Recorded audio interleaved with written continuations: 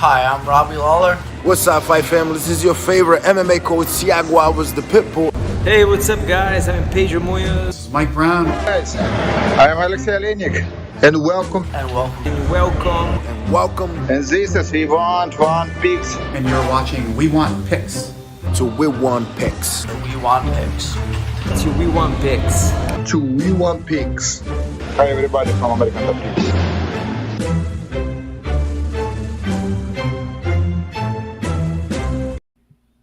My name's Angelo, and welcome to We Want Picks. We're live. It is fight day. Let's hang out. Let's talk about these fights. We're going to break them down. We're going to look at your voting, and we're going to have some fun. And the fights are in a couple of hours. So let's hang out. You excited, Jacob? This is a good fight card. It's not amazing, but it's better than what we've been getting. It is good, and I talked about it on the main card. It's kind of like a stress-free. Obviously, we have our picks, but there's people on both sides. It's a lot of people that are very easy to root for on this card, so it should be a lot of fun.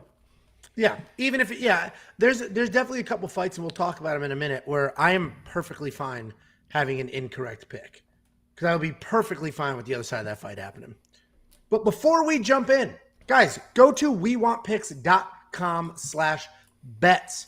All you need to do is sign up with any one of our now 6 online sportsbook partners, make a deposit, and we send you $50. I literally paid out, I think, like $600 this morning. So wewantpicks.com/bets. Sign up, make a deposit. We send you $50 as a thank you. Speaking of thank yous, we already have. Actually, hold on. And this is brought to you by EarnU. EarnU is the world's first sports and esports prediction game, allowing you to earn crypto risk-free. Check it out now, earnu.io. Literally a perfect mashup between crypto and sports betting. Zach 11B, good job, fellas, on the breakdown for this card this week. Thank you, Zach. Super chat right out of the gate. We absolutely who in particular, though? If you had to choose, like who would you say had a better week? Who keeps the $5, Zach? Just let us know. Who keeps yeah, we really because every week we argue about this. Then we have to get in a fist fight, and then I leave Angelo bloodied. I feel bad taking the money. My kids have to see me. My kids have to see me all bloodied up. Crying. All right, let's jump into some fights, man. Opening up the card, we've got Journey Newson taking on Fernie Garcia. Journey Newson, he's 93 overall, 2-2-1 in his last 5. Looking for his first UFC win. Fernie Garcia, solid 10-1 overall, 5-0 in his last 5. And he's coming up with a really nice Contender Series win. Journey's a come-forward striker. He's got really big power. But what's interesting is he's a grappler by trade. He just fell in love with the striking over time. And now he chases knockouts, swinging heavy, trying to put it all together. His entries aren't great on his wrestling, but he sticks with them, and he's just constantly pressuring forward until he gets one of those takedowns. When he hits the ground, he's got slick transitions, but he can struggle with control, meaning people stand up on him quite a bit. He knocked out Domingo Pilarte cold, but then he tested positive for some weed, so that is listed as a no contest. Stay off the weed. Fernie Garcia, who's a pretty well-rounded guy. He's got good wrestling background, but when he fights, he's primarily a striker. His striking style is forward pressure, and he's a counter striker, so he's always taking steps forward, but he does a good job moving out of the way. He's got solid fight IQ, and he was pretty clear that he was probably going to grapple in this fight. He talked about working with a lot of the guys at his gym at Fortis MMA, how he's been wrestling with them, grappling with them, and he's prepared to grapple quite a bit. And because of that, because Fernie's going to grapple, or at least says he will, I like Fernie Garcia in this fight. What do you think, Jake Lutz? What was that? Jake Lutz. Jake Lutz? Yeah. Is that? Yeah, that's like. Can you explain that? Something. All right. Is that like an Italian thing, or? It is. My parents. Oh, here we go. My parents aren't from this country. Okay, here we go. Sorry, one of us is a little more cultured than the other one. My parents are not from this country, and what country are they from? Italy. A Lutz is something that you add to the end of things when they're like little.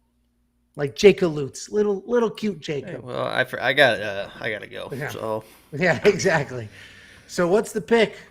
Jake. Yeah, Fernie Garcia is the pick. I'm actually kind of surprised that the odds are as tight as they were. I'm not sure what were the odds originally. It's he's a minus 133. I can't imagine.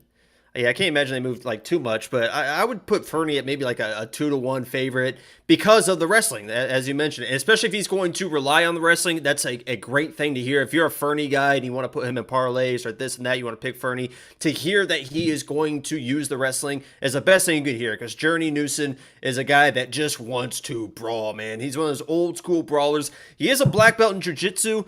Not the best wrestler, so if Fernie gets him to the ground, obviously with the black belt, you got to be cautious down there. But he should be able to control those positions against Journey Newson.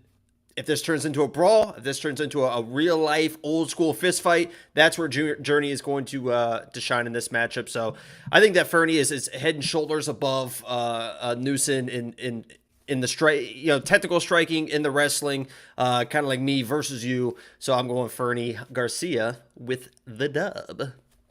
Yeah, so we're on the same side. Guys, we've got a new giveaway, right? You know, we've experimented with a bunch of different giveaways in the past. We've got a new one.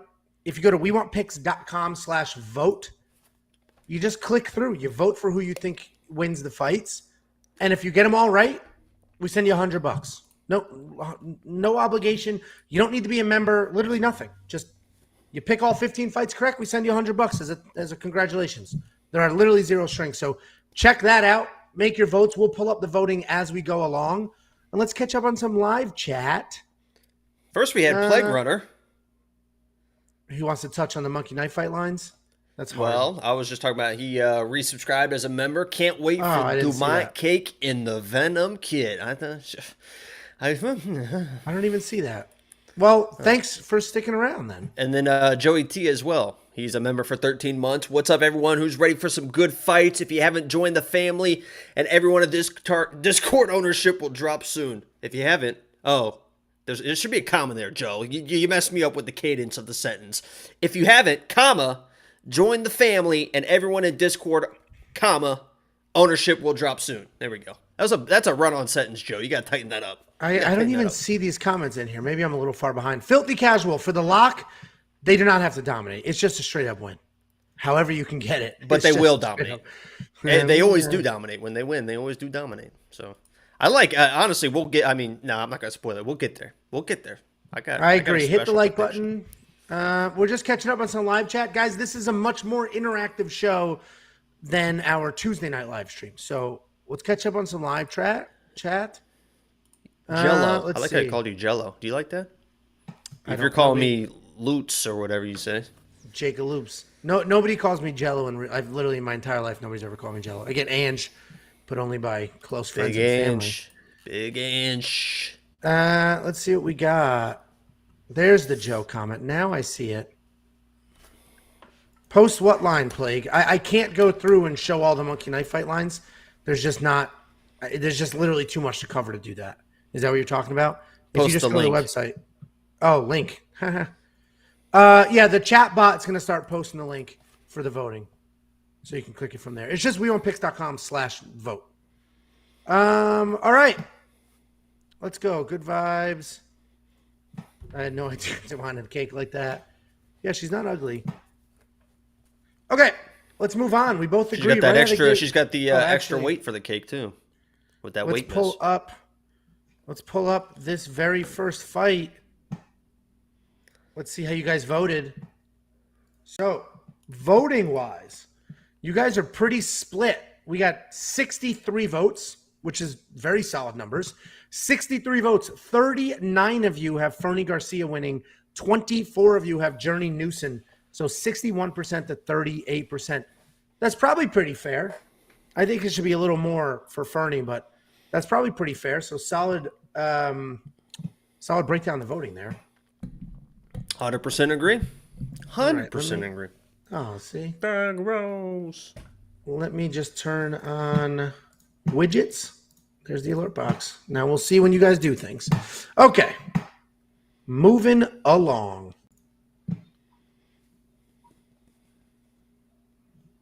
Next up at UFC 274. A bunch of these female fights are very tricky, honestly. This is a tricky one. My pick and wrong. Okay. Well, we'll go through it, but my pick and my DraftKings line don't necessarily add up here. But we've got Lupi Godinez taking on Ariane Carnelossi. Lupi Godinez is 7-2 overall. She's 3-2 in her last 5. She is alternating wins and losses, but keep in mind the 2 losses were kind of BS. One, she bumped up to 125 pounds against Luana Carolina on like 4 days' notice.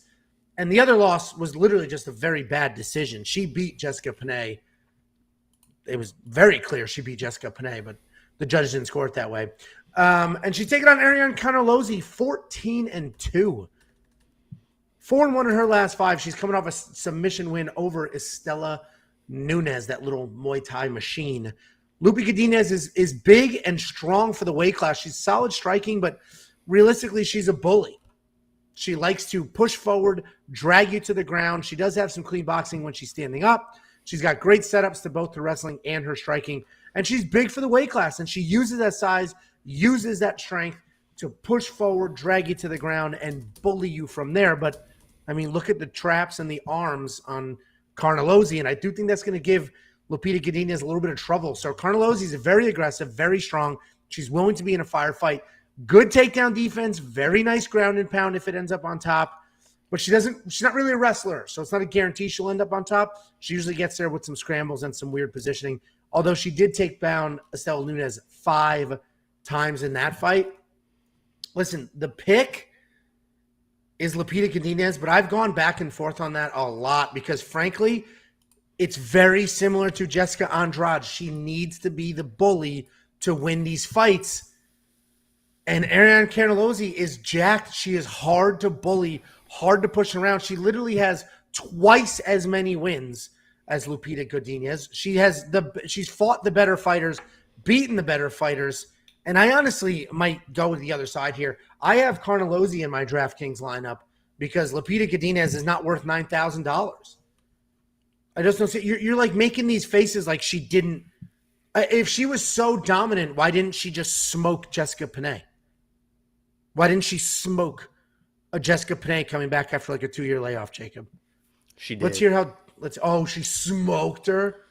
Literally, the only I don't know why the judges gave her anything. Jessica would like try to like climb her like a tree, and she literally just tossed her off across the octagon. Literally just kind of kept just throwing her off, and Jessica would like try to climb on her. She's like, "What are you doing? Get the hell off of me!" And literally just threw her off. And I completely disagree with she needs to be the bully. She is an aggressive fighter, and she is judo and wrestling, but she does it with all technique. She's not one of those people that just like is just gonna run up to your hips and then try to like just lift you up and then put you. It's all technique. She's very, very technical in her judo, in her wrestling, in her singles, in her body locks, all her trips. Very, very technical. She's not somebody that just tries to muscle through things. So the strength of Carnelossi is not going to be an issue for Lupi here. She's a very, very, very good fighter. She is that next level fighter. Carnelossi, this is gonna be a good test for Lupi, and we're gonna see how dominant she is. It's going to become, is it going to be a Lupi decision, or can Lupi get it inside the distance? Can she get the finish? Because I think she absolutely dominates this fight. She is that next level fighter. She's an undefeated fighter despite what her record says. Even in that, it was a week, she had just fought, came back the next week, fought up in weight, and still dominated the first round of that fight before, tiring out and losing that decision. So she is tough. She is very technically sound in the grappling, decent striking. I don't think she's going to have any issues with Carnelossi, and she's going to hip toss her and slam her down and control her like you have never seen anyone control anybody in your life. So I think Lupita Godinez wins. With that being said, let me read off the Jessica Panay stats. I think she won that fight. I'm saying that's a bad decision. But unlike most of the people in our comments section, it is okay to see the other side of an argument, right? 90% of our comments are 100% conviction one side or the other. So, Jessica Panay landed 98 strikes. Lupita Godinez only landed 68. Jessica Panay had 1 takedown. Lupi had 3. Jessica Panay had 4.5 minutes of control time. Lupi only had 4 minutes and 10 seconds. So, close fight. I do think Lupi won, but the idea that she's just going to blow through Carnelossi's a little crazy to me because she couldn't blow through Jessica Panay. Jessica Panay's not very good, and she did not blow through her. So I think it's a close fight. I do think Lupi wins. But if Ariana Carnelossi defends some of those takedowns or gets a takedown of her own, because we've seen Lupi can't get off bottom, she gets a takedown of her own, then it's a little close. So Lupi's a pick, but she's not a $9,000 DraftKings fighter. I do agree with you on that. She's not, I would not put her in for $9,000. I think she gets a few takedowns or whatever, but this is going to be, I mean, the tough, as you keep winning, you're going to get tougher and tougher fights. And this is going to really determine if Lupi is the real deal. So I agree on the $9,000 a little overpriced, but I still think that she wins this fight for sure. Yeah. Yeah, it'll be, I'm looking forward to it. This is another one, like you said, stress-free card. It'll be interesting. I'm rooting for Lupi. I want her to win. But if Carnelossi gets this win, realistically, Carnelossi's riding a nice little win streak there if that happens. You know what I mean? Like, she's doing real well, bunch of wins in a row, moving up the ranks, where Lupita Godinez, right or wrong, is just alternating wins and losses. Let's catch up on the live chat. Yeah, I got to ban Bert here real quick. He's making fun of my poster. You guys don't like I made this myself. Actually, the UFC started selling these. Apparently, these are the top 5 fan favorite fighters in the UFC, so they started selling this poster. We've got, let me do the weatherman thing. We've got Darren Till. We've got Pat Sabatini's. We got, my man Ryan Hall. We got Cub Swanson. And then my girlfriend, Hebas, who's fighting next week. So this is going to be a fun week next week. Lots of talk of Oliveira missing weight. We'll get to that when we get to that fight. That should be an interesting combination. Let's catch up on some chat. Carnelossi will win. A very scrappy, close decision. Horrible for DK, though. Yeah, I was going between her. So the way my DraftKings lined up, I can only afford – I didn't have much budget left. It was like her, Shogun, and a few other people around that price point.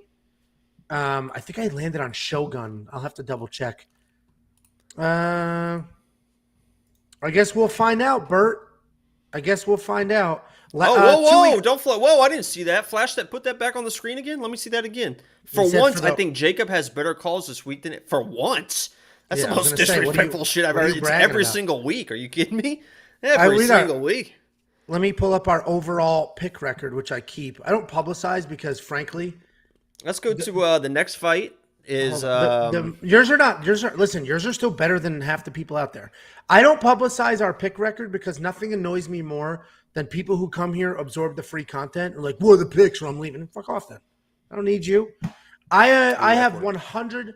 My overall record for picks in 2022 is 113-57. Jacob is 170. I mean, that's better than 170-0. That's pretty good. Yeah, good for you. Okay. Let's finish up. I think we're all caught up on live chat. Let's go. Next up, another interesting fight. We've got Clayton Rodriguez taking on CJ Vergara. Clayton Rodriguez, big favorite, -290 favorite, 7-1 overall, 5-0 in his last 5. He's got 3 stoppages in the mix there, and he's taking on CJ Vergara. CJ Vergara, 9-3 overall, 4-1 in his last 5. He is coming off a loss, though, in his official UFC debut. You guys are morons. He's not 170 wins. It's 170-0. 100 wins and 70 losses. And numbers don't lie. I agree. You guys think Jacob was just EO? You think he's just out here with 170 wins? That literally he never got a fight. I've never lost. Hold on. Give me a second. I'm trying to think of when I lost. I can't think of anything. I literally can't. I literally am trying to think of my. I can look at that stupid poster behind you and find 5 losers right there. What? Oh, Cub Swanson's lost when you picked him. Ryan Hall lost when you picked him. Darren Till lost when you picked him. Oh. Who's up top? Who's up? Oh, it's the same fighters. Yeah. Pat. Oh, right. Pat Sabatini didn't. Oh, Amanda Hebas lost when you picked her. So do me a favor, shut the mouth. Not in 2022. This poster's undefeated in 2022. Clayton Rodriguez. He's a well-rounded guy, big-time prospect here, which is why he's priced so heavy in DraftKings, why the lines are what they are. He's got a lot of potential. He's got versatile striking where he mixes in his kicks really well. He's got power in his hands, but he throws a lot of those punches from his hips. They're very telegraphed. They're sort of big winging punches. His takedown defense can use a little bit of work, but his takedown offense is actually pretty solid. He's got nice trips, and clinch work. So I made this comment the other day. He fights somewhat similar to a Greco-Roman wrestler because he'll get in the clinch, he'll work trips from there, hip tosses, things like that. And he's fighting CJ Vergara. CJ Vergara is a powerful striker. He's got solid forward pressure. He is coming off a disappointing loss in his UFC debut to Ode Osborne, though. But he's a good striker. He's got clean boxing, solid knees, and he likes to fight inside the pocket where he also can use his clinch work. He lost to Ode Osborne, but he outstruck Ode 122-89 in his UFC debut. I think that CJ is going to get inside the wild looping shots of Clayton, and I think CJ Vergara is going to win this fight. I really do. I like him to win this fight. He's a big underdog, and the odds always scare me when I like somebody and they're that far off. But I think CJ can get it done, especially with, Clayton's looping, wild striking style. But the fight's going to come down to the clinch work. They're both very good in the clinch for different reasons, and that's where the fight's going to go, or what it's going to come down to. So we'll see what happens. Jakey boy, what do you think? How do you see CJ winning this fight? I know you're picking him to win. I think he literally beats Clayton to the punch. I think Clayton has big looping shots, and CJ's going to stay right up the middle like this. Clinch, knee, leave. Clinch, knee, leave. Beat him to the punch. I could see that if Clayton wasn't, if he was throwing looping shots all the time, I could see that. But he's like a patient striker that when he throws, it's looping shots, but he usually times those pretty well. And you mentioned clinch work as well. I see a lot of very good judo in Clayton when I watch tape with him in his takedowns. A lot of it is like you mentioned the body locks, throwing him to the ground. So this is almost like the Fernie Garcia fight, where if Clayton wants the easiest path to victory, I think it's with the close the gap with the clinch, get him to the ground. You don't necessarily have to hold him there, but win rounds with that, because CJ is known for his power. I don't see the power when I watch the tape. Obviously he has the knockouts, but it doesn't look like he's like that one shot power guy to me. Obviously, if he lands on the chin, it could be lights out for Clayton. But Clayton is almost a minus 350 favorite now for a reason. I think he's just the overall much better fighter. CJ, his last fight, he missed weight. He was one of the last people to weigh in. He was like 5-10 minutes left with Oliveira. He made weight, and obviously he looked good doing it, but using that whole 2 hours, it's like, what kind of condition are you really in? It's yet to be seen. Maybe he was just taking his time. People do that as well, but he did make the weight. He looked fine doing it, but Clayton's a minus 350 for a reason. I mean, he's got the big shots. He's got the flash, but he also has the technical grappling and judo as well. So I don't see the CJ side, but hats off to you for picking it. I'm going Clayton on this. Yeah, we're definitely split here. I totally understand it. Here's how you guys voted. So again, go to wewantpicks.com/vote. Just vote for who you think wins. We're giving $100 to anybody who gets all the fights right. Obviously, it's not the most likely thing to happen, but it costs you nothing to vote, and we will give you $100 as a congratulations. You don't need to be a member. There's no catch. wewantpicks.com/vote. And right now we've got 65 votes in. 42 of you say Clayton's going to win. 23 of you have CJ Vergara winning. That is 64% to 35%. Again, honestly, this is I think our voting base, first of all, our voting base is probably much sharper than the general voting base.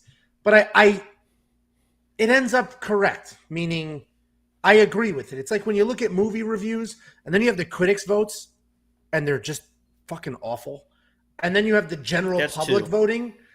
Then you have the general public voting on movie ratings, and that's always pretty spot on. And that's where we are here. 64% to 35%. I think that's pretty spot on. I like CJ Vergara to win. I totally understand anybody who likes Clayton to win, because you're right. Clayton's the better fighter. I just think, the matchup, I think, gives CJ a couple opportunities here. And someone asked, do you guys think this goes to a decision? I honestly think this is one of the better values on the card. You can get does not go the distance for minus 125. And when you have somebody that's that big a favorite with the finishing power that Clayton has, and on the other side you have a finisher in CJ, This all depends on how Clayton wants to fight this. Because in his what was a contender series fight, he looked a lot more patient than on the regional scene. On the regional scene, he was a little bit more wild. If he brings that regional confidence into this fight, I think it's a finish either way. Either he gets caught doing something stupid or he finishes CJ. I think that's one of the better value, does not go the distance on the card, because the bookies have it pretty well set for a lot of the other fights, right? You'll see minus 300, minus 250. I don't think this goes the distance at minus 125. I played it, and I could see a finish in this fight for sure. I hear you. AS wants to bet. Listen, I've won a lot of bets against people in the live chat. A lot of bets. Everybody remember the Joel Alvarez catastrophe? Problem is people don't pay up. Nobody pays. A few of you have paid, but nobody pays. So anybody who wants to bet me, like if we completely disagree on fights, and I'm not going to bet every fight just to do it, but if I've taken a stance and you're on the other side, I will bet. You have to be a member. I'm not even going to entertain the idea for non-members after I'm probably owed $600 from random people. If you want to send money in advance, okay, this I'm open to, because then you're not going to burn me. So I'm open to this. What do you want to bet? You're saying I obviously have picked Justin Gaethje. Spoiler alert: you like Charles Oliveira to win, and that you're trying to bet that straight up. Is that what's happening here? And we'll sort. Where's Hank at? I'm supposed to bet Hank on something. I forgot what we were supposed to bet on. People have to be members or pay in advance, dude. I have. You've seen it. Hank's go a watch member. that Parker. Oh, then bet him. Yeah, then go for it. Because even if they don't pay, at least they're members. Although pay. Okay, let's move on to the next fight. Jacob, please let's see your hands during this entire breakdown. We've got Tracy Cortez taking on Melissa. You turn it over. We've got Tracy Cortez taking on Melissa Gatto. Tracy Cortez, 9-1. Whoa, whoa! That was like the dumbest middle school joke. Just banging the bottom of your desk with one hand. Like, oh, I'm such a big boy. Tracy Cortez, 9-1 overall, 5-0 in her last 5, making her long-awaited comeback. She's taking on Melissa Gatto, undefeated. She's got a couple of draws in there, a couple of drug mishaps in the mix. Everybody just doesn't want to talk about the fact that she's a drug abuser. And she is 4-0-1 in her last 5, coming off a very impressive win over Sijara Eubanks. Tracy Cortez, pretty, I don't want to say one-dimensional, but she's a wrestler. She's a fantastic wrestler. She's just looking to wrestle over and over and over. And Joey Todoro, $5 super chat. Joey Todoro, make sure to like the video, join the family if you haven't. Discord ownership is officially in the chat. Great fights. Good luck. This is, everybody take notes here. Let's break this down. First, Joe sent a $5 super chat. That's amazing. Thank you very much, Joe. Second, he used the opportunity of the super chat to ask people to like the video and join the family. And then third, he reminded everybody that he took his own time to take the DraftKings ownership and put it on our free Discord, and he told everybody about it. Joe, it is literally people like you that make this worth it, and Jacob and I enjoy ourselves, and you're very, very, very appreciated, Joe. I don't know how else to word that without crying. So thank you very much, Joe. It is genuinely appreciated. Where the hell was I? Jacob, why are you not on screen? Ew. What disgusting act is happening that you're not?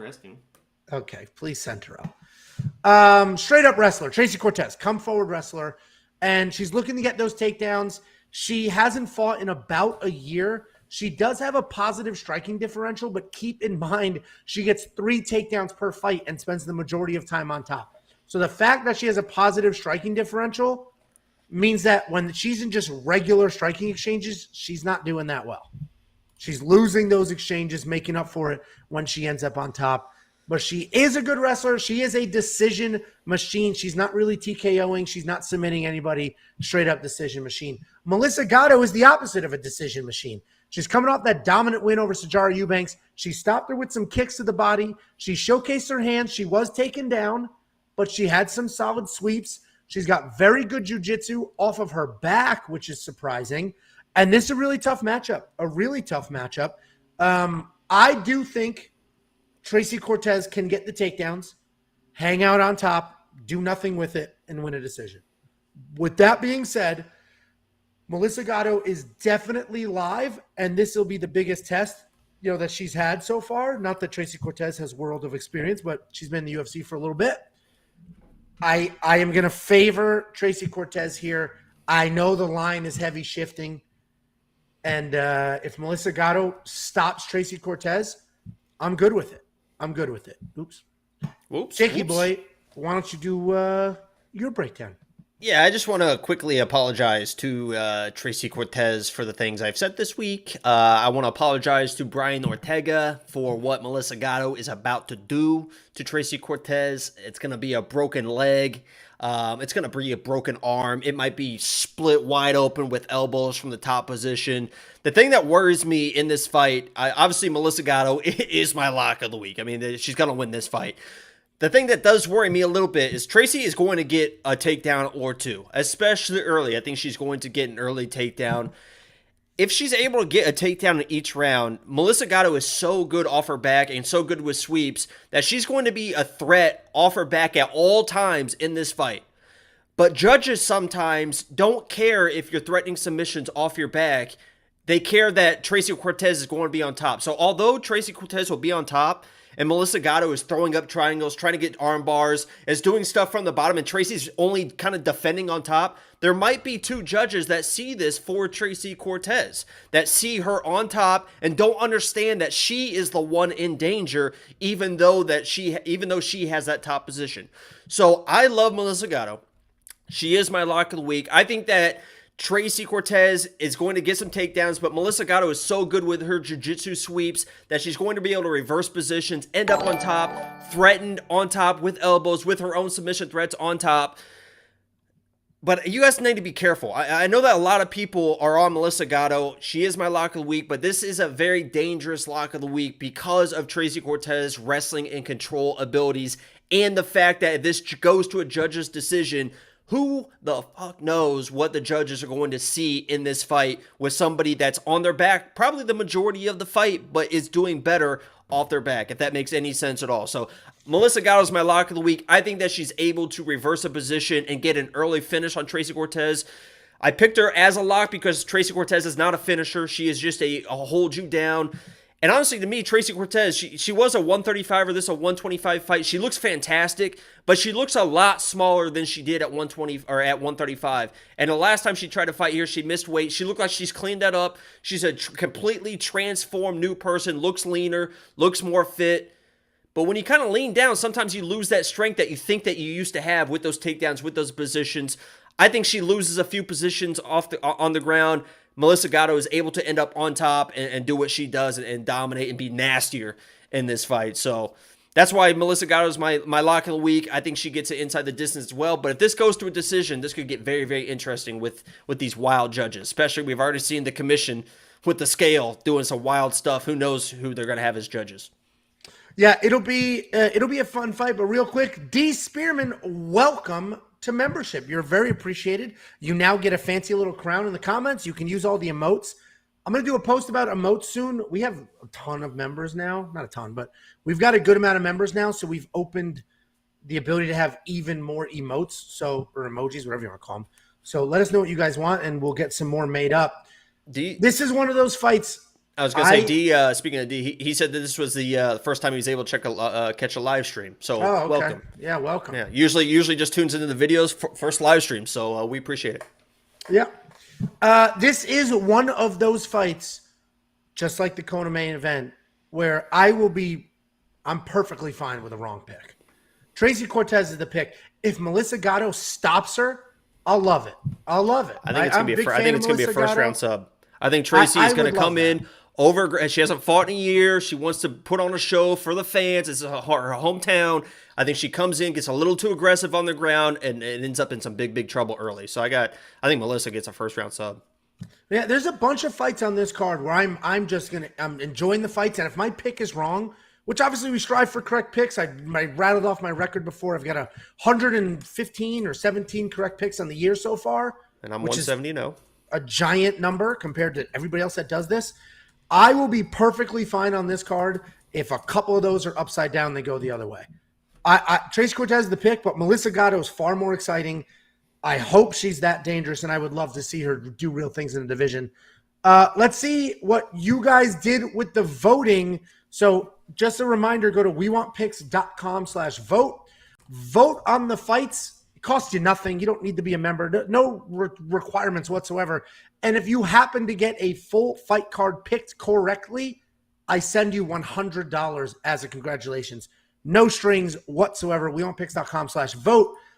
41 of you. We've got 69 votes. Jacob, you swayed the people. 41 of them have Melissa Gatto, 28 on Tracy Cortez. So officially the first vote that went to the underdog.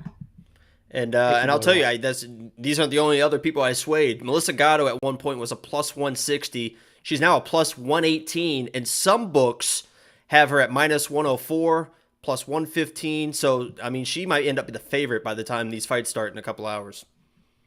Yeah, it's moved a bunch. It's moved out a lot. I'll legit be, I'll be happy for it. What I don't want is Tracy Cortez to win the way I think she wins. That sucks for everybody. If Tracy Cortez comes out boring wrestling, holds her down for 15 minutes, it's not fun to watch, and you killed both of their trajectories, right? Tracy's kind of boring. That's no fun. Or Melissa's not as dangerous as we thought. That's no fun. So I want Tracy Cortez to either go out there, blow through Melissa, takedowns, elbows, just dominant, or Melissa Gatto smoke Tracy. You know what I mean? I want somebody to be dominant because both of these women can really do something in this division, and I don't want a boring wet blanket performance to sort of put that out. Then we've got Francisco Trinaldo, who just flat refuses to get old, refuses to slow down. The guy is 43 years old. His chin is still rock solid. His cardio is pretty solid for a guy his age and as physically fit as he is. He's 27-8 overall, 4-1 in his last 5. He's coming off that win over Dwight Grant. He's only got one loss in the mix there. That one loss was to who the hell was that to? A good wrestler. I forget what the hell his name was. And we faded him because style-wise, that wrestling was going to be a problem for him. Outside of that, he's looked fantastic. And he's fighting Danny Roberts, 18-5 overall, 3-2 in his last 5, and he's coming off a split decision win about 6 months ago. Francisco's 43. 43, and that's usually a red flag. But he's not really showing signs of aging.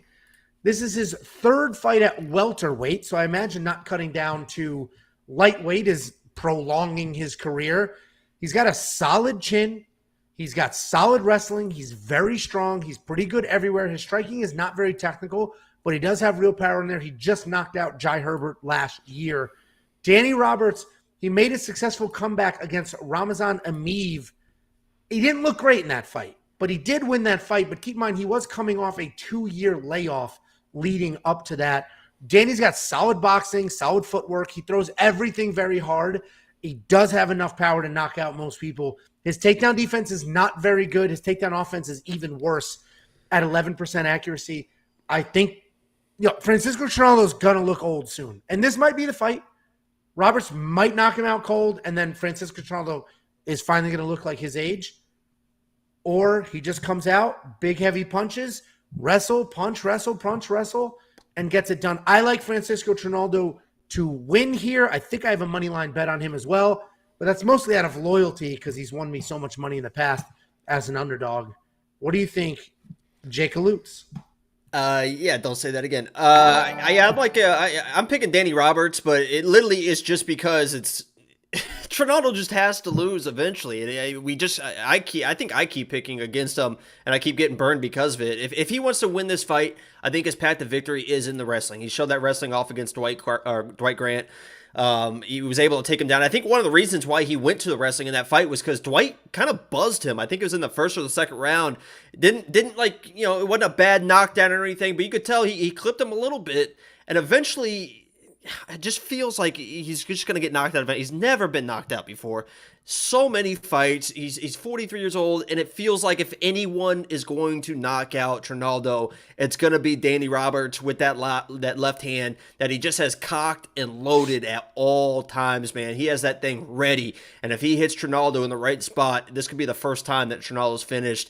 That's how I see this fight going. It's a pick 'em for a reason because Trinaldo is so tough and does have that wrestling in his back pocket that he doesn't use often, but as he's getting older, it seems like he's bringing it out more and more. So if Trinaldo comes in, this might be a live bet situation. If Trinaldo comes in, you'd see that he is wrestle heavy early. You might want to jump on that live line while it's still in that minus 115, minus 120, minus 150 situation because he should dominate this fight if he uses wrestling the whole time.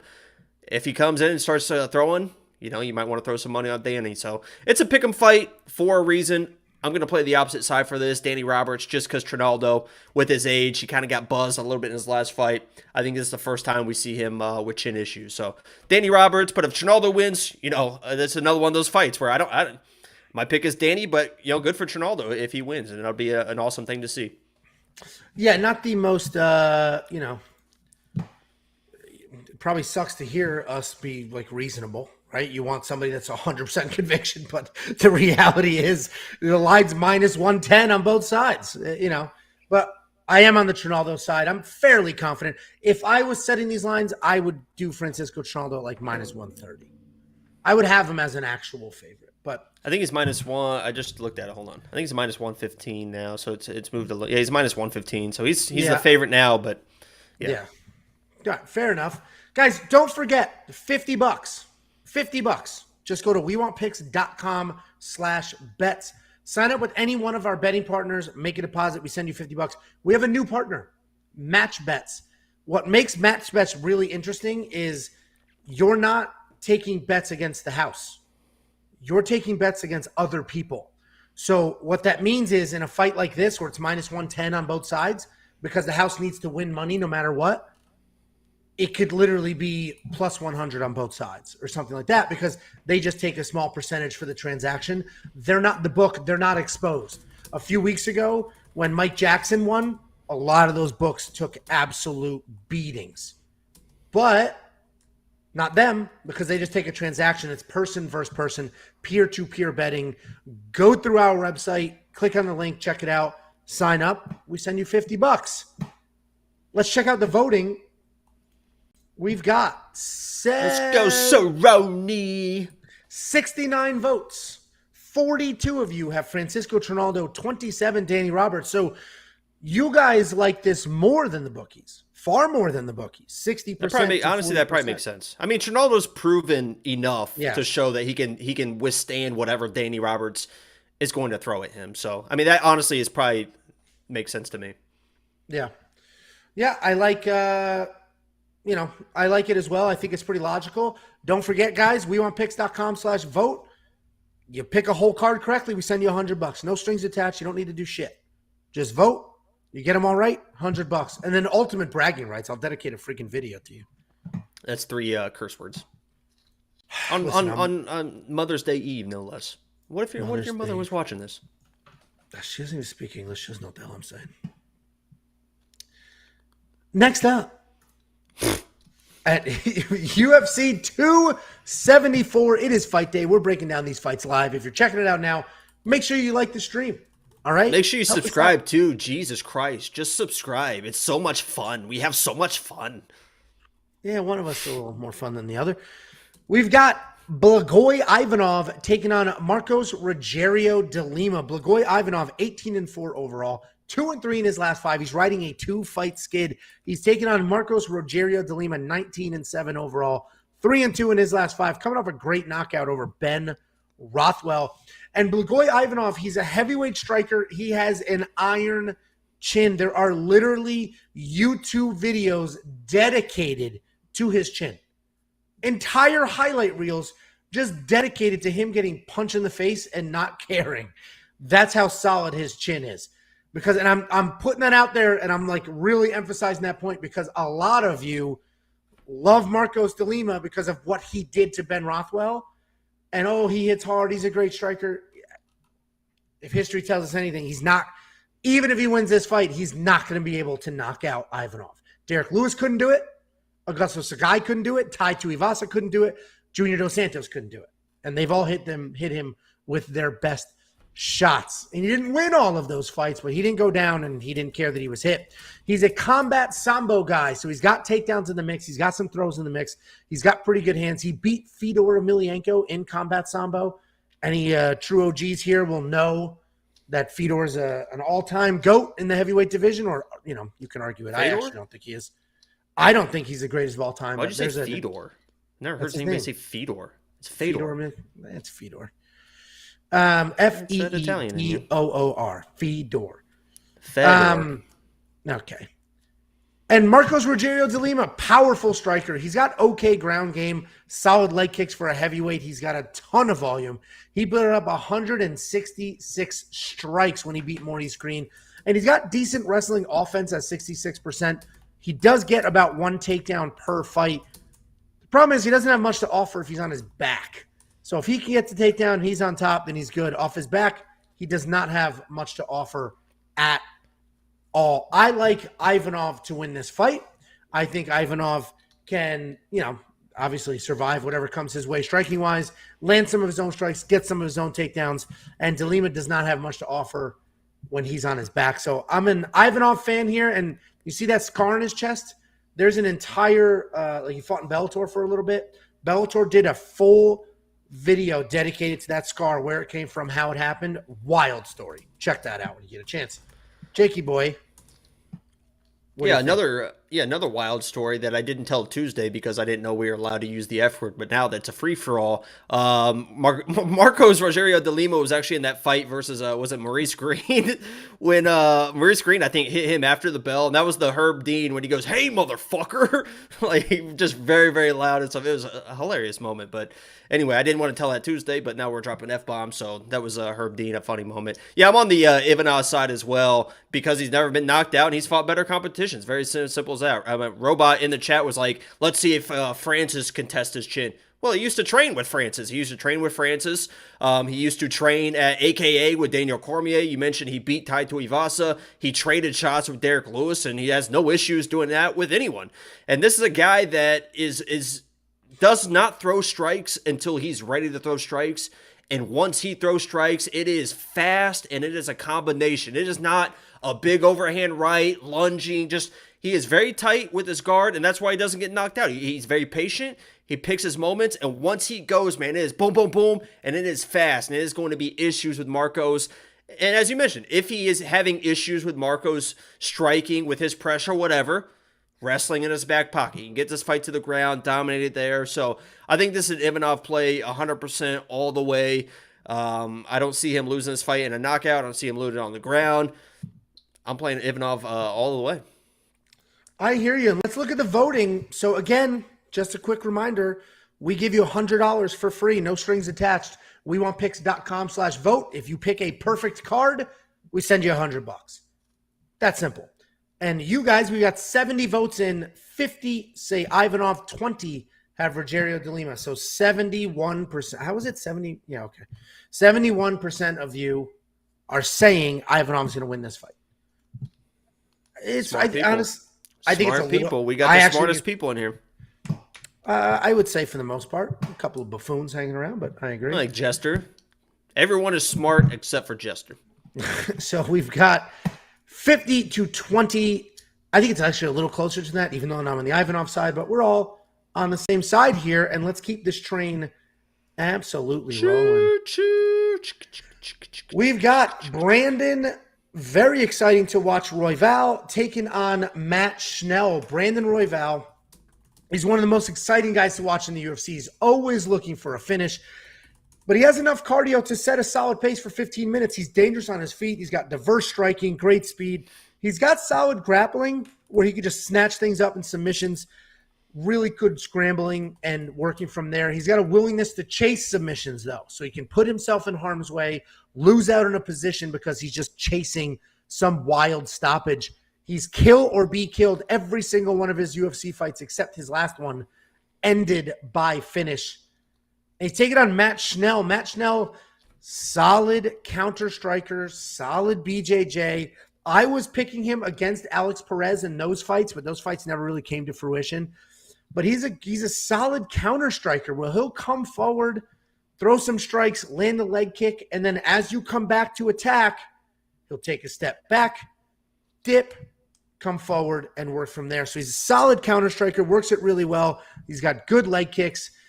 You know, and he also has his own slick BJJ. I think this is a fun fight. I think this is a competitive fight. I think these odds are a bit wide. I do like Brandon Royval to win this fight because I think his pressure forward is going to be relentless. I also think Brandon Royval is a little bit overrated. And if he takes a few chances, puts himself out there a little too much, chasing something, Matt Schnell could catch him, could get something done here. Royval's the pick. I think the odds are too wide. Matt Schnell's very dangerous. You do your thing. I'm going on mute to call my wife back. Yeah, no problem. Yeah, listen, guys. You're going to want to listen to me on this fight because I am a Royval guy. I love Brandon Royval in his striking, in his scrambling ability, his jiu-jitsu ability. But you guys need to be careful on this. I think I put him in a parlay, but Matt Schnell is the real deal. These odds have closed a little bit. He's at minus 240 now. So they're closing a little bit. This should be probably a minus 150 situation for Brandon Royval. So if you're playing this fight, I would almost look at more of like an inside the distance rather than, or does not go the distance for the fight for both fighters rather than trying to pick one of these fighters. I know I put Royval in my parlay because I am biased for Brandon Royval. But this is one of those fights, guys, that you need to be careful because Royval does get finished. He does get a little over-aggressive at times, and Matt Schnell will be there in the striking or in the grappling if he gets a little overzealous in this fight because Matt Schnell is a very patient fighter and is waiting for those counters. The odds that kind of surprised me in this fight is that Royval by submission is a plus 175. So the odds maker think that this is going to be, does not go the distance, and with Royval being the finish, they think, or the favorite, they think that he's going to get a finish by submission is kind of the path that the odds makers have set this fight. So it'd be interesting to see if this even sees the ground. If it does, you know, I think Royval definitely has the advantage in the scrambling in his jiu-jitsu, but I think this is a stand-up match, and if Schnell can stay patient and wait for Royval to kind of make those mistakes, I could see, Matt Schnell sneaking this fight out. So I love Brandon Royval, raw dog Royval. That's how I live my life as well. But you got to be careful here. You got to be careful here with Royval, 100%. I would play more of the. You can get does not go the distance for minus 180. I think that's a safer bet than a minus 250 play for Brandon Royval. Honestly, submission plus 175. Let's see if there's a. The interesting bet on this fight, honestly, and I don't know if Angelo's back to agree or disagree with me, but Matt Schnell at plus 3.5 for plus 135 is a little bit of an interesting bet because he has finishing ability, and if for some reason this goes to a decision, I could see him winning a round in the striking, maybe clipping Royval. That's an interesting bet to kind of throw some money at. I mean, you have inside the distance, Brandon Royval is minus 115. And Matt Schnell's a plus 500. So you know who the odds maker feels the more dangerous fighter. Angela, are you back? Well, I'm back. Yes, sir. Sorry. Okay. I'm live, Tiffany. And she's just like, the counts. I don't know what to do. Okay. Anyway. Anybody just hopping in? WeWantPicks.com/vote. Vote for who you think wins these fights. Costs you nothing to vote. You don't need to do anything to qualify. And if you are correct, you get every single fight correct. We send you $100. 71 people voted. 57 of you like Brandon Royval. 57. 80% of you have Brandon Royval winning. 19% of you, so 14 people total, have Matt Schnell winning. Again, I think it's a little wide. I think that's probably what you were saying, but I think that's a little wide, and really only because Brandon Royval is just so crazy and wants to chase finishes. If he buttoned it up a little bit, he's definitely the better fighter, but he's a little wild and loose. Matt Schnell's a little more tame and also dangerous. Yeah, and I put him in my parlay, but I'm not playing him in DraftKings just for the threat of Matt Schnell. And I was telling, I don't know if you could hear or not, but Brandon Royval at minus 250, I think the better play is minus 180 for does not go the distance for the fight, because I think both these guys get after it, and I think it's a little bit safer play. All right, well, let's move on. We've got Norma Dumont, who missed weight, half a pound, missed weight, and she's taking on Macy Chasson. Norma Dumont, very good striker. She's relaxed. She's patient in the cage. Her striking is pretty technical. She has a 100% takedown defense. And if you look at her strike differential, she's landing a little over 4 and getting hit around 2. So she's got a solid striking differential. And on top of her technical striking, she's got solid grappling. Her takedowns are not great, but she does have takedowns in every single UFC fight. She had multiple against Ashley Evans Smith, but her defense is very, very solid. Top pressure, very, very solid as well. She's taken on Macy Chasson. Macy's tall and long for this division. She used that length really well. She'll jab you up, work Muay Thai, stay on the outside. And her striking differential is about 4-3. So Norma's got the better striking differential, even though Macy's supposed to be the better striker. If you get past Macy's length, right? You can get inside, you get past the length. You can have success by staying in her face, pushing her up against the cage, and working things like that. But if you cannot get past her length and you can't get on the inside, she will run around you, be technical, and light you up. She is coming off that submission loss to Raquel Pennington. A ton of people were surprised. Not that Raquel won, but that Raquel won by finish, because Raquel hasn't really finished anybody in 7 years or something absurd. This is a trickier fight than a lot of people think, because Macy can absolutely hang out on the outside and jab up Norma. Like Norma, if she was a bully grappler, then Norma could have a bunch of success, because that's what you can do to Macy. But just playing the outside game, trying to work a jab in, Macy could have some real success here. So I like Norma Dumont to win. I don't think the weight miss is a factor. She didn't look exhausted or miserable or anything like that. So I don't think the weight miss is a factor, but I also think there's a little bit of disrespect here for Macy because of how she lost her last fight. What do you think? Knock, knock. Knock, knock. Yeah, who's there? Norma. Norma who? Normally, I don't go around knocking on people's doors, but would you like to buy an encyclopedia? Okay, go ahead, idiot. Yeah, Norma was one of those with the weight miss, but it was on the kind of the Oliveira plan for the weight miss, to where she was making weight in the back, came out. I don't think she looked drained at all. I mean, she still looked, great to me. She looked more annoyed and pissed off than anything. That she was like, what the hell is going on? Like, the scale said I was good in the bag. Now this is, and she's like, I'm not going to try and cut that weight. Like, screw this. Let's just move on. So I don't think the weight cut or the weight miss is a big of issue as people think. If she tried to continue to try and like cut that weight, I think it's a bigger issue. But I think she was on weight and was like, screw this. I know the scale's off. I'm just gonna win this fight.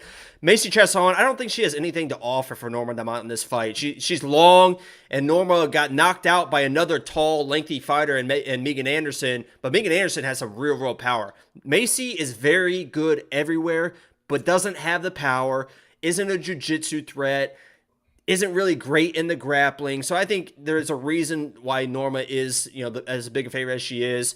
She's going to close the distance. She's going to get the takedowns that she needs. She's going to win this fight. The only thing that worries me is if Macy is throwing kicks, right? Leg kicks, body kicks, leg kicks, body kicks, and Norma will reach and try to grab kicks to be an opportunistic grappler, right? Because she's not somebody that's shooting blasted doubles, but if the opportunity is there, she will get takedowns. So if you're throwing kicks and she catches one, she will try to use that to take you down.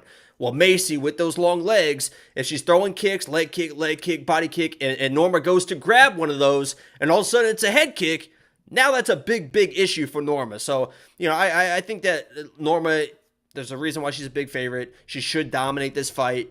That's the only path to victory I see for Macy is try to get something wild with a long head kick, use those long limbs. But this is a Dumont fight for her to lose, for sure.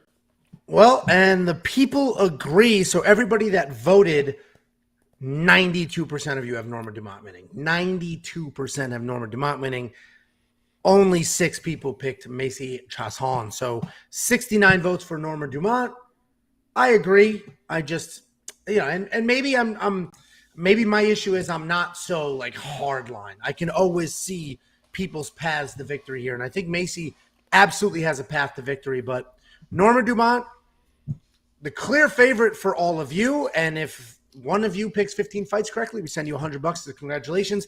Everybody else tuning in, wewantpicks.com/bets. Sign up with any one of our 5 betting partners.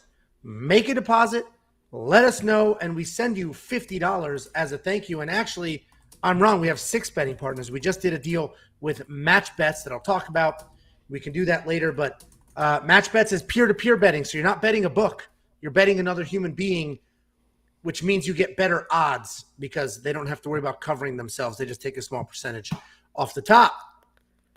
And that takes us to what will definitely be a stoppage fight, right? I can't imagine this goes to a decision, but anything's possible. We got Randy Brown taking on Chaos Williams. Randy Brown, he's a really good striker. He uses range well. He's ridiculously tall for this weight class. I think he's 6'3" for a welterweight. Sorry, I didn't realize we had the same height. Why don't you stand up and stand in the doorway? And then just real solid frame of reference there. Well, this poster is at Life size? 6 foot. Yeah, it's at 6 foot here, and just sitting down. That's one of the best. Who was the comedian that said they were commenting on somebody, and somebody was sitting down, and then they stood up, and they said, "Wow, he got smaller when he stood up." I've never seen that before. That's pretty funny. It'd be funny if I just jumped off my chair. Let me just. There we go. Yeah. Randy Brown, solid striker. He uses his range well because he is so long for the weight class. And he has long jags, and he uses kicks to sort of keep you at bay. And then when he's ready, he's going to use that speed to initiate those boxing exchanges. He's got nice trip-style takedowns, clinch takedowns as well. Solid jiu-jitsu when he hits the mat. And he's really good. He's a lot of fun to watch. He's taking on Chaos Williams. Chaos is always fun to watch. He's never in a boring fight. He just walks people down, has a ton of power, really nice low kicks. He uses the low kicks to sort of take out your legs, slow you down, and then he'll come up the top for a knockout. He's got power. He's durable, and he's always live for a knockout himself. He is coming off that come-from-behind KO over Miguel Baeza. Listen, he was not doing that well in that fight. He lost some of those striking exchanges, definitely lost the grappling exchanges. He showed how great he is on the ground defensively, and he still got that wild knockout in the third round. So the takeaways for Chaos Williams were his power carries late into the fight. He's got very solid submission defense. Randy Brown is probably the more well-rounded fighter. Chaos Williams is the more dangerous fighter for sure. Slight edge to Chaos here. And I hate come-from-behind victories because the reality is he was losing the majority of that Baeza fight. But I do love that power just goes nowhere. He didn't get frustrated. He didn't, that power went nowhere. He kept it and then finally got what he needed to get. And, Randy's been hit. Randy's been hit in the past, and I think Chaos can hit him. So Chaos Williams is my pick, but what do you think, Chuckaboo? Yeah, I'm going Chaos as well, but it is a close, and I think that Chaos cannot chase that first round finish because Randy Brown is long, knows how to use his length. We talk about people that are very tall and very long, but he knows how to use that length. And he's dangerous, man. He's dangerous in his initial striking, in his counter striking. But as fights go on, his hands get a little bit, because he's one of those guys that he's very confident in striking, so he's a hands low type of guy, and it works when you have the movement in the first round, but second round, it gets a little bit more labored. Third round, the hands are dropping even lower to your hips, to your thighs. The movement is even more labored because he is such a confident and such a bouncy striker. I see this playing out exactly how the Miguel Baeza fight played out.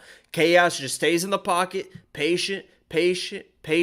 The opportunities, the openings aren't going to be very wide in the beginning, but second round, they're going to be a little bit wider, and third round, they're going to open up for Chaos. So if he can stay patient and not chase that early finish, those exact same opportunities that he saw versus Miguel Baeza in the third round are going to be there, and the same type of striker and the same confident striker as Randy Brown. So this could be a Randy Brown wins the first, wins the second, and all of a sudden he gets a little too confident, the hands are low, and Chaos, as you mentioned, carries that cardio and that power into the third round. Those opportunities and those knockout opportunities are going to be there in the third round versus Randy Brown. Whether he's patient enough to do that again is yet to be seen. I think he can be. He's never been knocked out. Randy Brown has been knocked out. So I got to pick Chaos in this matchup. I just think he's the more patient guy and the more mentally strong fighter in this, and he's not going to chase it early. Obviously, if the opportunity is there in the first round, he can knock him out in the first round, but I'd be very careful if I was Chaos in this first round. Sorry, that was a little abrupt, but my mind just... I got to take these headphones out. They're not working. Sorry. Okay. When Tiffany called it, must have screwed up the Bluetooth. Okay. Can you hear me? I can't hear you. All right. Well, we're gonna have to do Can you that. hear me? Yeah, that's freaking Tiffany. Just had the call. She had the call. Anyway, you guys voted. 76 of you voted. 65% of you on Chaos Williams, 34% of you on Randy Brown. So 50 to 26. I'm surprised it's this wide because according to the comments section, you guys love Randy Brown. I have seen so many Randy Brown picks in the comments section. So I assumed it would be more of the same. But no, the majority of you are picking Chaos Williams. If you don't know what we're doing here with the voting, go to wewantpicks.com/vote. You don't need to do anything. Just you put your name, your email address, and you vote. And if you get every single fight correct, we send you $100. No qualifier, no disclaimer. You don't need to be a member. $100 as a congratulations for picking a perfect card. And frankly, it's not going to be easy to do. I might even do a video for you saying congratulations to whatever ridiculous username you have. Let's move on. We got a couple of good fights coming up. We're almost at the main card, Jacoby. But before we get to the main card, I don't have the DraftKings pricing here, but it's $9,500 for Andre Fiallo. Andre Fiallo was added to this card, and so was Cameron Van Camp.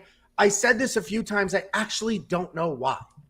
I don't know why. I don't know why they just added a fight on a week's notice. Well, I know exactly why. They saw how well Darren Elkins did last week, complete domination. They said, we got to get somebody from Indiana on every single card from here on out. So they grabbed one of the best Indiana fighters in the nation, and that's Cameron Van Camp. He's going to win the fight, and I'll tell you how. Go ahead. Okay, well, I completely disagree. Yeah. We got Andre Fiallo. Good striker. He's got a solid double jab. He's got heavy leg kicks. He's got takedowns when he needs them. You can't really rely on him to use those takedowns, but he does have very real power in his hands. He just showed that a few weeks ago against Miguel Baeza, where he just sent that dude packing. He'll mix up inside kicks, outside leg kicks. He uses them pretty well. His issue, though, is he's very hittable. He's hittable. Andre Fiallo is hittable, or Fiallo. I know you guys love him. I get it. I have seen so many Fiallo by murder. I've seen so many of that, and I get it. But, guys, if you go back, you do a little research, you watch some of his pre-UFC fights, that dude is hittable. Hittable. Almost everybody hits him whenever they want to. Granted, his chin is fantastic. It goes nowhere, so he pushes through, but he is hittable.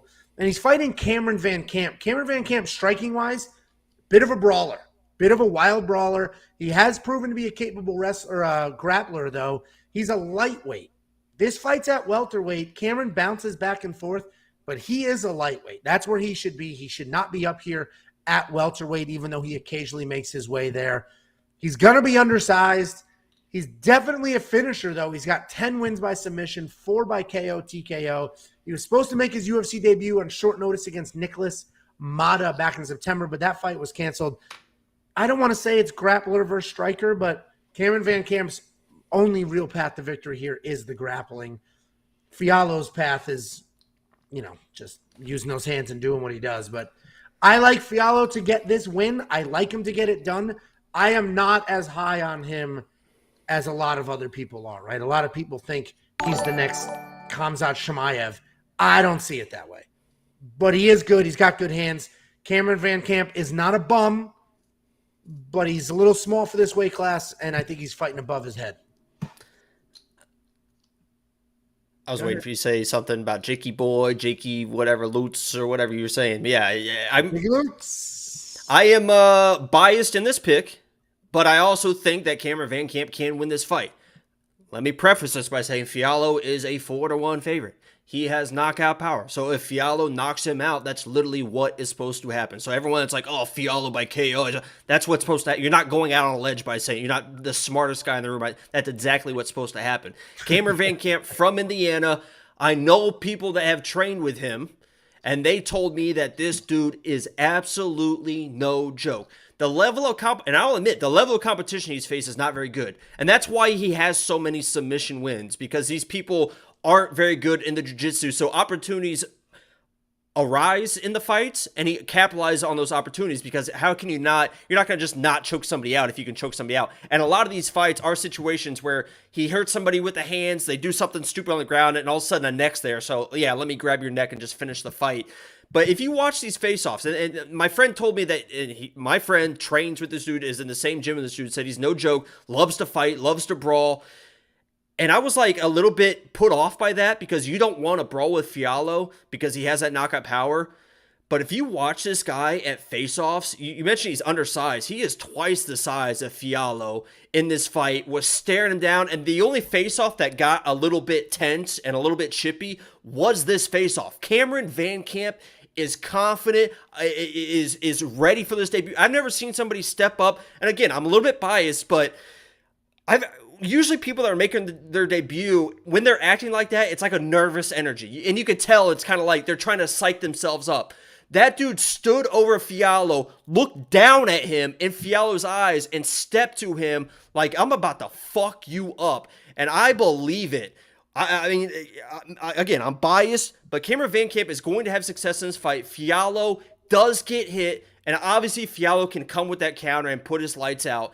But I think Fiallo is going to be in trouble in this fight. Cameron Van Camp is going to bring pressure to Fiallo that he is not going to like. And if for some reason this finds its way to the ground, Cameron Van Camp is going to dominate on the ground. But with the hands, you're going to see Cameron have some very, very good success early. He's just got to avoid that big shot that's going to come eventually from Fiallo. And if he does, he could win a decision, or he could finish this fight. So, big underdog. This is my backup lock of the week. I'm biased in this pick. I know people that know him, but I'm going Cameron Van Camp with a big upset. And everybody better come back and apologize to me when he gets this done. I don't know why everybody says I look tired right now. Fucking morons. First of all, I probably am tired. I'm always tired. I got a wife, 2 kids, a real job, running this whole channel. It's called being busy, you mopes. Anyway, you and I couldn't be more split on this. I normally can see somebody's path to victory and all that crap. I'm usually pretty diplomatic. His path to victory is tenacity, aggression, can-do attitude. That's what Indiana people are known for. I know one person from Indiana, and he's a mental midget that, I'm trying to be nice. You're all those subscribers coming in. We appreciate you subscribing, everyone. Yeah, thank you very much. WeWantPicks.com/vote. If you pick a full card correctly, we send you $100 as a congratulations, no strings attached, and we're pulling that up now. Andre Fiallo, 87% of the vote, but 9 of you going Cameron Van Camp. And it's a fist fight. Anybody can win.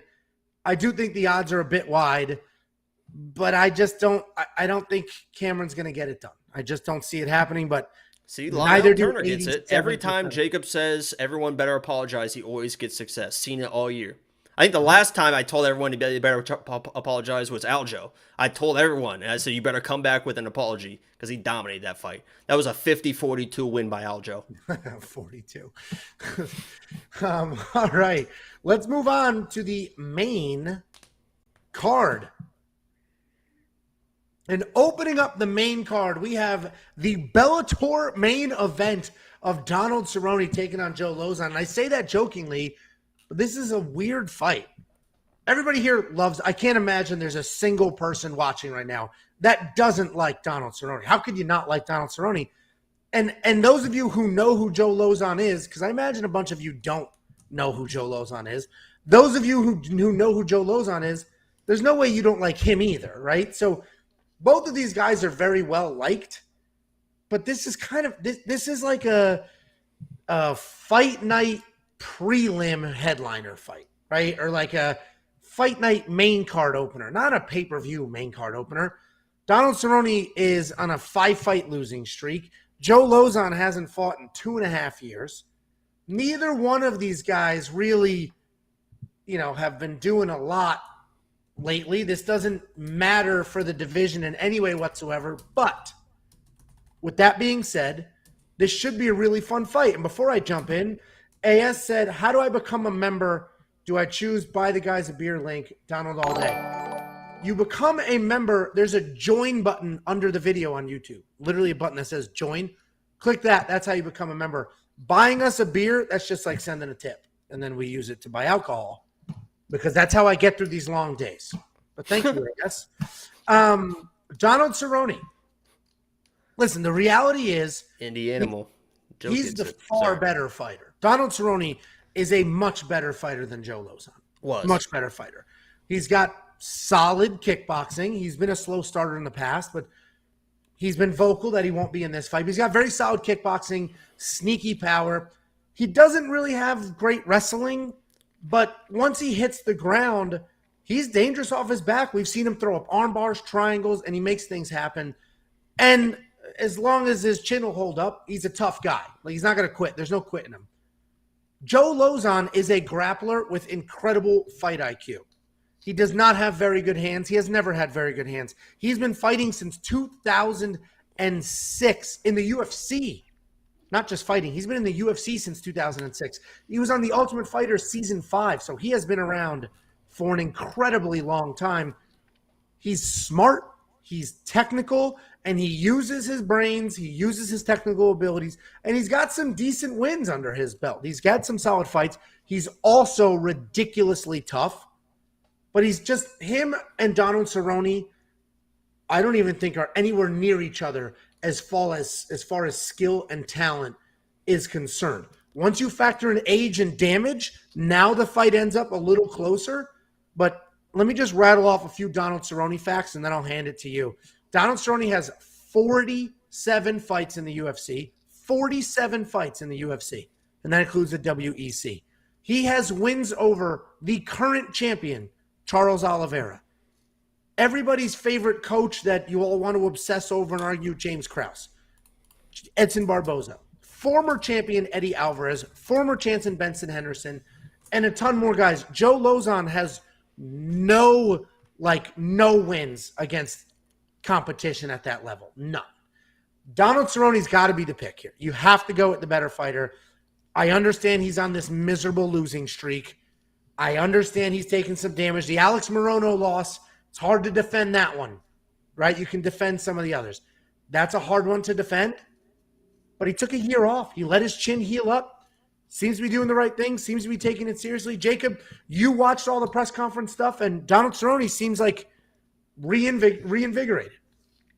Yeah, he looks. He was saying all the right things. Obviously, everyone's seen the moment where he's talking about his son, and he can't wait to see his son, to be able to see the entire crowd cheering for him, and that's the moment he's been fighting for his son.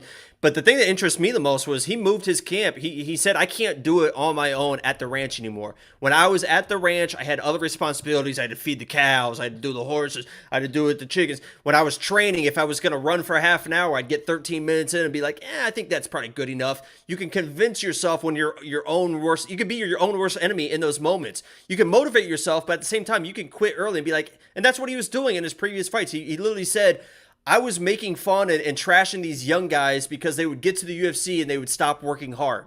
Then I realized that I became one of those people. I just got complacent and I wasn't pushing myself. So he moved his entire camp. He was living in an RV, like in the parking lot of the PI Center at the UFC, whatever. He moved his whole camp. He worked with coaches. He had people pushing him, so he could not quit on himself. He rededicated himself to the sport. I think he's going to be locked and loaded for this fight. I picked Joe Lauzon early because I thought, how the hell can Donald Cerrone, lost 10 of his last 14 fights, be a 2-1 favorite? So I saw the value in Joe Lauzon in that right. I put a unit on him at plus whatever it was, plus 165, whatever. My pick is still going to be Joe Lauzon because I still have not seen anything from Donald that makes me want to pick him. But he's saying all the right things. He's the crowd favorite. He looked fantastic on the scale. He doesn't look sloppy or anything. He looks rededicated. Whether he translates that to a performance that we hope that he gives is yet to be seen. Everyone hopes that he comes out and looks great. There's nothing against Joe Lauzon. We hope that these guys battle it out, but Donald is the guy here. I hope that Donald comes out, looks like Donald. He literally said, it's not going to be slow Donald. I'm going to come out. I'm going to press forward. We're going to put on a show. Yeah, he literally said, I understand that. But when I hear somebody slow in front of it, physical speed is not the first thing I think. Right, yeah. And these guys are friends too. I think they want to put on a performance because they texted Dana. They both texted Dana And it was kind of a funny story. Donald and put Joe on a text, sent it to Dana that said, hey, we want to do this. We want to be on the pay-per-view. We think we can put on performance for these guys.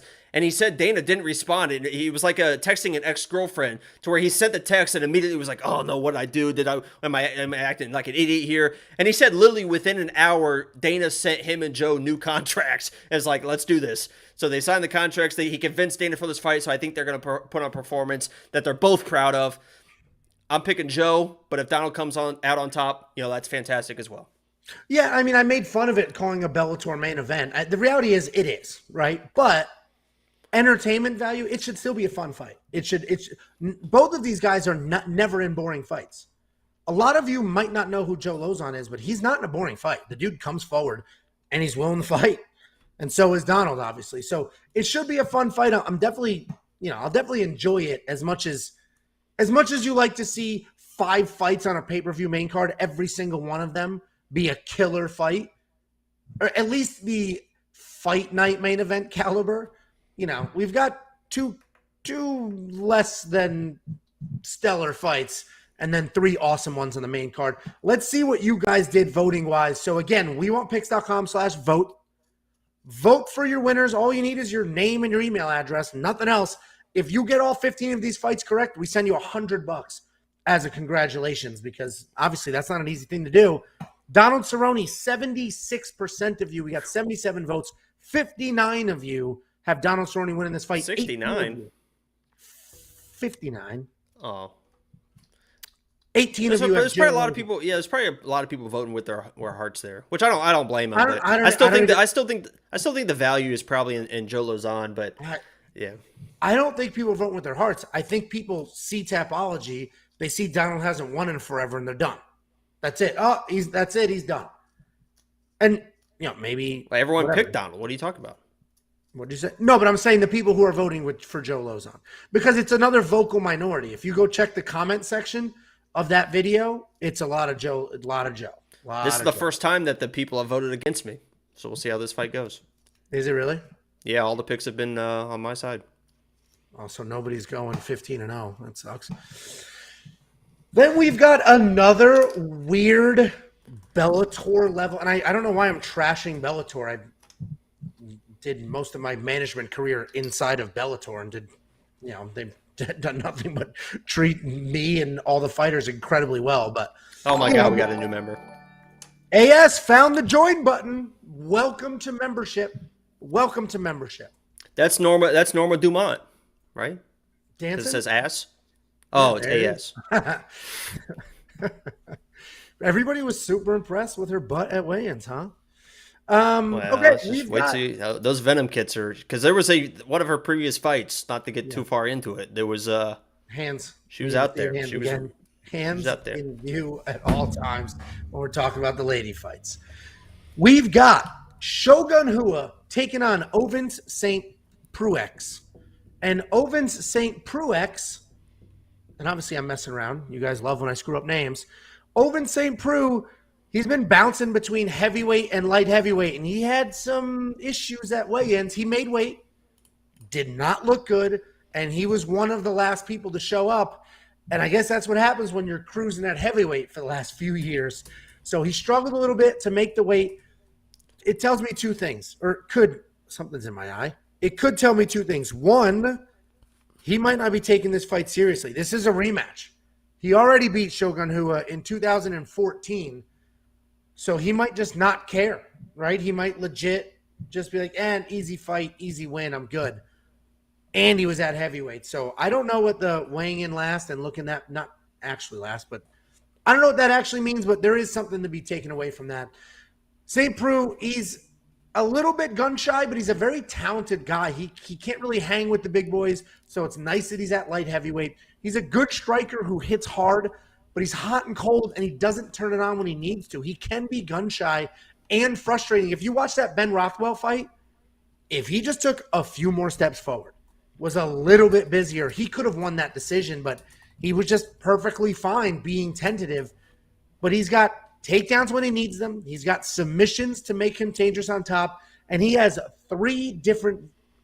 he's won 3 different fights with a Von Flue choke, which is pretty wild and impressive. And you old school OG UFC fans will know what a Von Flue choke is. Shogun Rua is an OG shootbox fighter. He is a pride fighting legend. Please, any of you new UFC fans, go look up his highlights on YouTube. Go look at his pride highlights. The guy was a savage, understood violence, an absolute savage. Not so great in the UFC, right? They test for drugs. He's a little older. He's been through some wars. His UFC life and his Pride life are very different. Just go watch the Pride highlights and at least enjoy yourself for 10 minutes. He's absolutely incredible. But he's got power in his hands. He is a striker. He's an old school Muay Thai guy, so lots of clinch work. He'll throw out leg kicks. He's got very good BJJ. He is a BJJ black belt. But those old school black belts are very different than the new ones, meaning you're not going to see him throwing up X guard or anything like that. But he is a black belt, and he is capable on top. The reality is Shogun Rua is definitely past his prime. He can absolutely win this fight. I think he needs to grapple, though. If he comes out with a wrestling game plan, he can take Ovens down. He can beat Ovens. He can work from there. Ovens is athletic, and that could be an issue, but I think that's Shogun's path, right? Maybe he catches St. Preux sleeping, comes up top, shoots a takedown. But the reality is Shogun Rua is a little past his prime. You got to go with St. Preux. He's also past his prime, but I think he will be a little faster, a little more athletic, has a little more life left in him. So St. Preux's the pick here, but this should be a pick 'em. These odds are a little blasphemous considering St. Preux's been put out plenty of times. Shogun hits hard. Shogun can grapple. Jakey boy, what do you think? And I'm going to go off camera real quick to go potty. Oh, I was going to ask you, Laura Senko Okay. or Megan Levy. That's the big discussion in the chat right now. What What do you is? think? Laura Senko or Megan Levy? Oh, You got to pick one. Sanko for sure. It's not Oh, thank you, thank you. See, Angela knows what's going on here. That's a full-figured woman right there. Laura Senko. Oh my God, he actually turned. Here we go, boys. So yeah, Laura Senko before she actually liked one of my tweets before. She didn't. I don't even think I added her. I was just talking about her. It was like one of the last pay-per-view cards or something. I like tweeted something like, "Oh, Laura Senko, look it, fine." And she found my tweet. She's probably hey Laura, she's probably watching the video right now. She found my tweet. She probably secretly follows me on some burner account. I don't blame her. Most of the female reporters and the female fighters do. They have burner accounts. They follow me. They DM me. It is what it is, but she is just next in line. But yeah, there was one fight where I just happened to tweet about it. Didn't add or anything. Liked my tweet. So you know what happens. First comes the tweet, then comes marriage, then comes the babies and the baby carriage. So yeah, that's Laura. I'm Laura Senko all the way. Nothing against Megan Levy. You know, she also messages me all the time as well. Shout out to Megan. Hey, how you doing? But I'm Laura Senko all the way. If you watched that live weigh-in show yesterday with Laura Senko, holy fucking shit, guys. I know Angelo's gone right now. This is the Jacob show right now, but Laura Senko on that weigh-in show the other day, holy shit. Gabriel with the 1990. See what happens? Angelo gets off camera and we get a 1999 donation. That means that goes straight to oh, I'm choking. That means that goes straight to me because he's off camera, you know. So, yeah, 1999. We appreciate you. Keep up the great work. 100%. The more we can get Angelo off the screen, the better we're gonna do. Angelo, you left and we got a $20 donation. I That's how saw works, that. so. People are paying me to go away. Bye. Let this channel run itself. Thank you, Gabriel. If that's what it takes, you guys will never see me again. Thank you very much. Keep up the great work. It's nice to be liked. Thank you, Right, Gabriel. yeah. After all the hate from the Cheeto Vera people. Right. So Angelo, like we were talking about the Shogun and OSP fight, and I was telling him how, and I was telling him how OSP, to me, he's a 3-1 favorite now. Nothing about him this week looks like a 3-1 favorite because his mannerisms, the way he was late to the scale, looked a little. Even at 205, he looked a little soft. It just doesn't look like he's fired up. He just, as you mentioned, I think you said he just looks like he's going through the motions. And I think he's going through the motions. He should win this fight. I would not put him or put money on him for anything. If you want to take like a sub flyer, you know, that's fine. But nothing about Oven St. Preux to me seems like he wants to even be here for this fight. And he's proven time and time before when he fights, sometimes he just acts like he doesn't want to be here. So I completely agree. He's gun shy, doesn't do what he needs to do to win. Reality is he's already stopped Shogun Rua, but that was in 2014. That doesn't matter. That's so long ago. That doesn't matter anymore. Guys, oh, hold on. Wow, welcome back, Angela. Another $19.90. Sorry, $1.99. $20 to go away, $2 to come back. I'll take it. Thank you very much, Alan. It is very, very appreciated. Let's take a look at the voting. So, guys, if you didn't hear me say it 100 times, go to wewantpicks.com/vote. It costs you nothing to vote. Anybody can vote. It's 100% free. And if you pick all the fights correctly, we send you $100 as a congratulations. There's no fine print. There's no. Whoa! Oh, crap! A Lutz.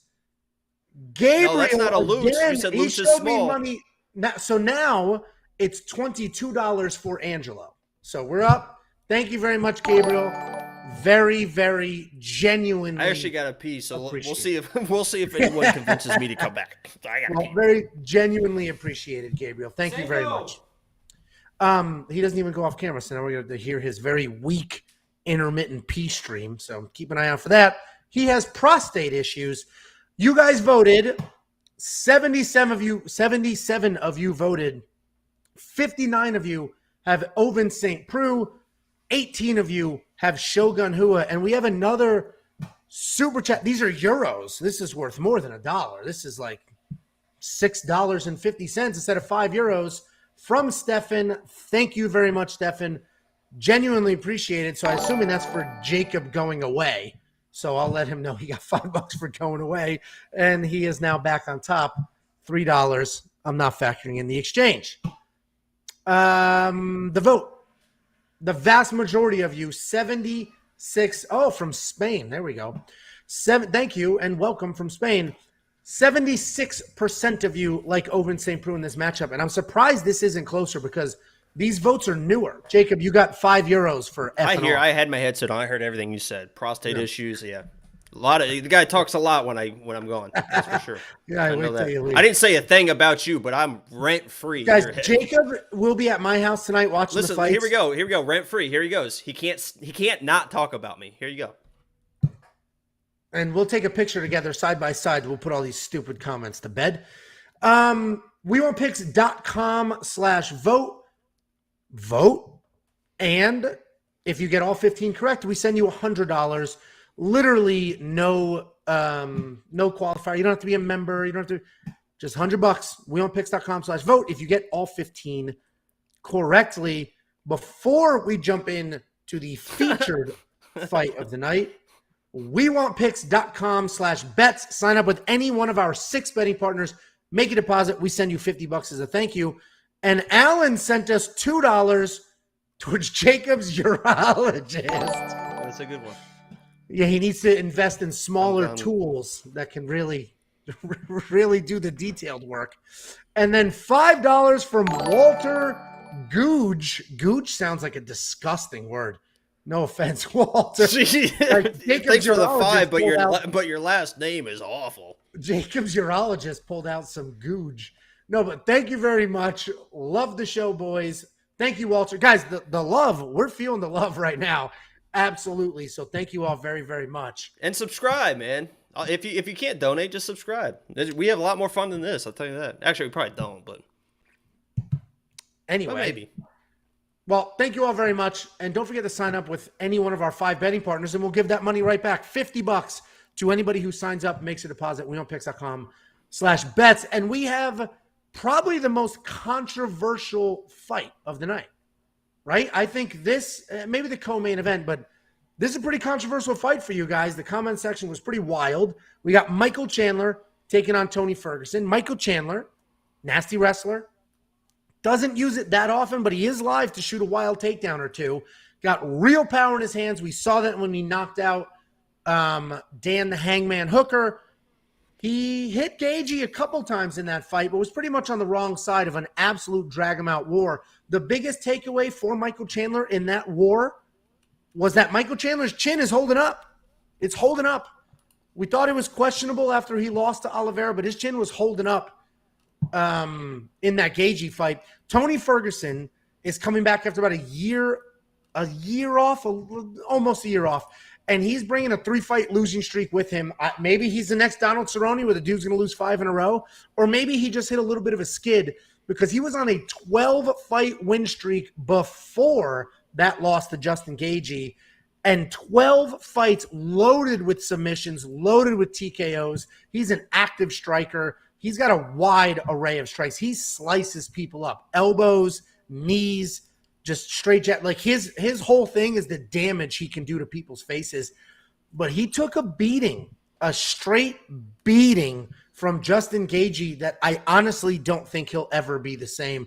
The odds in this fight are absolutely wild. These are wild odds. I do think Chandler should win, but the reality is Tony Ferguson, he won 12, lost 3. He's 12-3 in his last 15. Like, let's relax a little bit. He's still ridiculously dangerous. He's still tough as hell.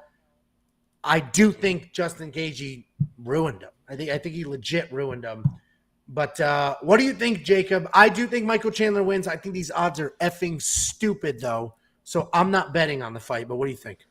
Yeah, they are a little wide, and I wanted to pick Tony Ferguson all week. We did the breakdown. Actually, on my notes, I have Tony Ferguson highlighted because I was going to pick Tony Ferguson's fight because it feels like it's just one of those weird fights that Tony Ferguson is going to come out on top. He hit that little skid, but he was on such a stretch. And in those fights, it was like a lot of those he was losing until he wins type of fighter. And that Gaethje fight, obviously the outcome was Gaethje just beating his brains in for 5 rounds, but... And I mentioned the breakdown, and I'll say it every single time when people talk about Tony Ferguson. He was 10 seconds away from finishing Justin Gaethje in the second round of that fight. Bert MJ 23, easily the best UFC announcer on YouTube. $5 super chat. Thank you very much, Bert. It's very appreciated. And you're a great kind of subscriber because I will effing argue with you in some of these chats, and then we get over it and move on, which I appreciate. Some people don't know how to act or deal with somebody firing back at them. So, Bert, thank you for the super chat. Jacob, sorry I interrupted, but you know. No, you're fine. If anything for Bert, trust me, I'm a big pro. I know you always trash when we have private conversations. You're always like that. I can't stand that Bert guy, but me, I love Bert. Thinking he's that shirtless 12-year-old doing radio voice video fight breakdowns. Yeah, Tony Ferguson in this fight has the Reese advantage. But yeah, here's why I like Tony in this fight. Michael Chandler, if Michael Chandler was going to come out and just wrestle, I think he dominates his fight.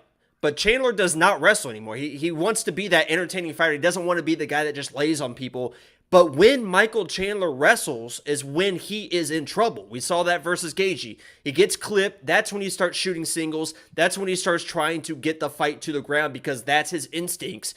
And if Tony Ferguson is able to put him in those positions to where he panics just a little bit and goes for those singles, goes for his takedowns, all of a sudden that Darce is there, man. It's a sprawl, and Tony is so good at that sprawl, stuff the head, shoot the Darce with those skinny long arms, and lock it up. So you can still get, I place this bet, a little bit of a flyer, but you can still get Tony Ferguson by submission for plus 1,000. I think that's worth a little bit of a flyer here because Chandler is going to stand and bang, and if he gets in a little bit of a trouble, catches one of those elbows, and he starts shooting little desperation shots, Tony is going to be there. And he was putting forth subliminal messaging at the press conference. He was sitting there, look, every time he would put his arms up, he would do the little, like, show people, like, hey, it's coming. Tony's back. The Darce is coming back. So the pick is Michael Chandler. He has proven he is tough enough to withstand whatever Tony Ferguson is going to throw at him. But I do not blame people if they're going to throw money on Tony with these odds because they are a little bit wide. If you want to place a plus 1,000 submission bet for Tony, whatever it is, I don't blame you for doing that because Tony is tough. I think the other value here as well, and DC kind of mentioned on the weigh-in show, is a lot of people think, oh, inside the distance, and there's no way this goes. Both these guys have proven how unbelievably tough and durable they are. You can get goes the distance for plus 145 in this matchup. It's only 3 rounds. I would entertain that bet as well. So my pick officially is Michael Chandler, but I really want to pick Tony Ferguson. And either one of these guys wins, I'm all for it. Yeah, they're both. This is one of the fights we talked about. This is a great card. The top 3 fights is a great card where if I get the pick wrong, I won't even be that upset because if Tony Ferguson wins, that's just pure entertainment, right? Pure entertainment. Same in the next fight we'll talk about and even the main event. Very quick, I saw a comment here. Shit, where'd it go? Here it is. Marshall, you're talking about a different channel. You were a member to get the bets. Here's what separates us from everybody else. None of our content costs money. All of our content is 100% free. Our bets are free. The fantasy picks are free. The DraftKings analysis is free. The breakdowns are free. Everything is 100% free. We are not going to play games with hiding stuff behind the paywall. There's benefits to becoming a member. There's benefits, but we're not going to hide content behind there. So hopefully you guys appreciate that, because some of you are just miserable bastards that no matter what we do, you're going to complain. Other of you genuinely appreciate what we do. So that's for you guys, the miserable bastards. I don't really care. It's the Howard Stern effect. You can hate my guts, and if you comment it, great. We got a comment. The algorithm loves it, whether it's negative or positive. Back to this fight. Let's check out the voting. Anybody who doesn't know, WeWantPicks.com / oops. Oh! WeWantPicks.com. Oh, Hey, Doughboy. I hope you're not talking to me. No, yeah. Hey, Doughboy. According to Tony, he's always been in his corner. That's what they asked him this week is him being back in his corner. Are you going to wrestle more or whatever? He said he's always been there. He just hasn't been like a main whatever, but he's always relied on him for the last like 10, 15 years, whatever it is. So there's your little insight there. Anybody doesn't know, WeWantPicks.com / vote. Vote on who you think wins these fights. If you get all 15 correctly, we send you $100 as a congratulations. No strings. You don't, to my earlier point, you don't need to be a member. We just send you $100 because that's a very hard thing to do. 66 of you, we almost have 80 votes here. 66 of you, which is 83%, have Michael Chandler. 16% of you, which is 13 people, have Tony Ferguson winning. Again, what's so funny is the vocal minority. The comment section of the videos would have you think that everybody was leaning Tony Ferguson. I've got a lot of lock of the week saved that have Tony's name in it for my lock of the week video. There was a lot of people like Tony's my lock, Tony's my lock. So the wall of shame. I absolutely love. I love the. I got all the screenshots saved. Locked and loaded, guys. Locked and loaded. So there's about 200 of you watching. Maybe not all of you know. Jacob does a lock of the week. Every single week he picks an underdog. I get it. Lock of the week could be misleading, but it's always an underdog, right? And people love bringing the heat. And last week they were trashing him, saying horrible things. You're an idiot. You're a moron. Go choke on your tiny. Horrible things. So Jacob was like, you do a pick. Pick one underdog. Let me know who it is in the comments, and we'll see how good you are. There was like 60 people, and they were all wrong. Every single one was wrong. It's not called dog of the week because it's a lock. I've never lost, so that's why it's a lock. Okay. Anyway, next up we have the co-main event of the evening. Anybody who's watched me break down Rose Namajunas before knows I'm not the biggest fan. You're missing some. You're missing some comments from Two Fly. I don't know if you saw that. I did not. There's a few. There's one. Jacob beats Tony and Chandler in the same night. 100% agree. There's another one. Angelo beats Jacob at making meatballs. Jacob beats Angelo everywhere else. Straight up, 100% true. I'll make some phenomenal meatballs. I made meatballs the other week. Barbecue meatballs. Frozen ones. Barbecue. Get out of my face. Barbecue. Okay, barbecue. I put them in a crock pot and I only burned them a little bit, so I thought that was pretty well. What a joke. Anyway, we got Rose Namajunas taking on Carla Esparza. Historically, I think Rose is a little overrated. A little overrated. Don't come from my head. Historically, I don't think Rose is as good as some of her accomplishments, but she has some awesome accomplishments. This is her second run, her second reign as the champion. Second reign. Very few people have lost the belt and then won it back, and this is her second time doing it. This is a rematch from 2014. Carla Esparza took her down 5 times, submitted her in the 3rd round in that fight. Rose, she's pretty well-rounded. She's got decent striking, proven to have pretty good jiu-jitsu as well. Her takedown defense can use some work. Wei Li took her down 5 times in that fight, and that's what makes this pick so hard because Rose Namajunas is the better fighter. She's got better hands, better jiu-jitsu, but not better takedown defense, and that's what Carla Esparza does. This is very similar to the Tracy Cortez fight, except Carla Esparza is a better wrestler than Tracy Cortez. And Carla Esparza is a real wrestler, meaning she's wrestled her whole life. She didn't just start wrestling for MMA. And she loads up on the takedowns. She has so many fights that have 4 takedowns, 5 takedowns, 7 takedowns. That tells you 2 things. 1, Carla Esparza is great at taking people down. 2, she struggles holding people down, right? You're not getting 7 takedowns in a fight if you can hold somebody down, right? Like 3 takedowns in a decision win means you have great takedowns or a great top control. So personally, I want Carla Esparza to win. I love Carla Esparza. We shared a sponsor, Brawlin' Mall, back in the day, and she was always very cool when I saw her at the Brawlin' Mall things. I want her to win. I'm a lifelong wrestler. I pull for wrestlers. I root for wrestlers. I almost picked her. I feel like I was almost being too simple and too obvious if I did pick her. But Rose Namajunas just keeps finding ways to win. She beat Joanna Jędrzejczyk twice. She beat Tisha Torres. She beat Jessica Andrade after she was dumped on her head. She beat Wei Li twice. I think the last one was a little questionable, but the reality is Rose probably wins this fight, but I will gladly show you that my pick was dead wrong and see Carla Esparza as the champion again. She used to be the champion of this weight class. Jakey boy, what do you think? Here's what I want to see. I've been thinking about this long and hard. Is everyone keeps talking about the crossover boxing matches, Jake Paul versus blah, blah, blah, Francis versus Tyson Fury. The match I want to see, that I think it would be an incredible match, because Rose when I watch her hit mitts, she is so it's unbelievable how fast she is. I want to see Rose versus Ryan Garcia. So Ryan Garcia is like the new phenomenon, the what's his name that Dana hates. Who's the boxer that Dana hates? The guy that does cocaine all the time. He's like the understudy for him.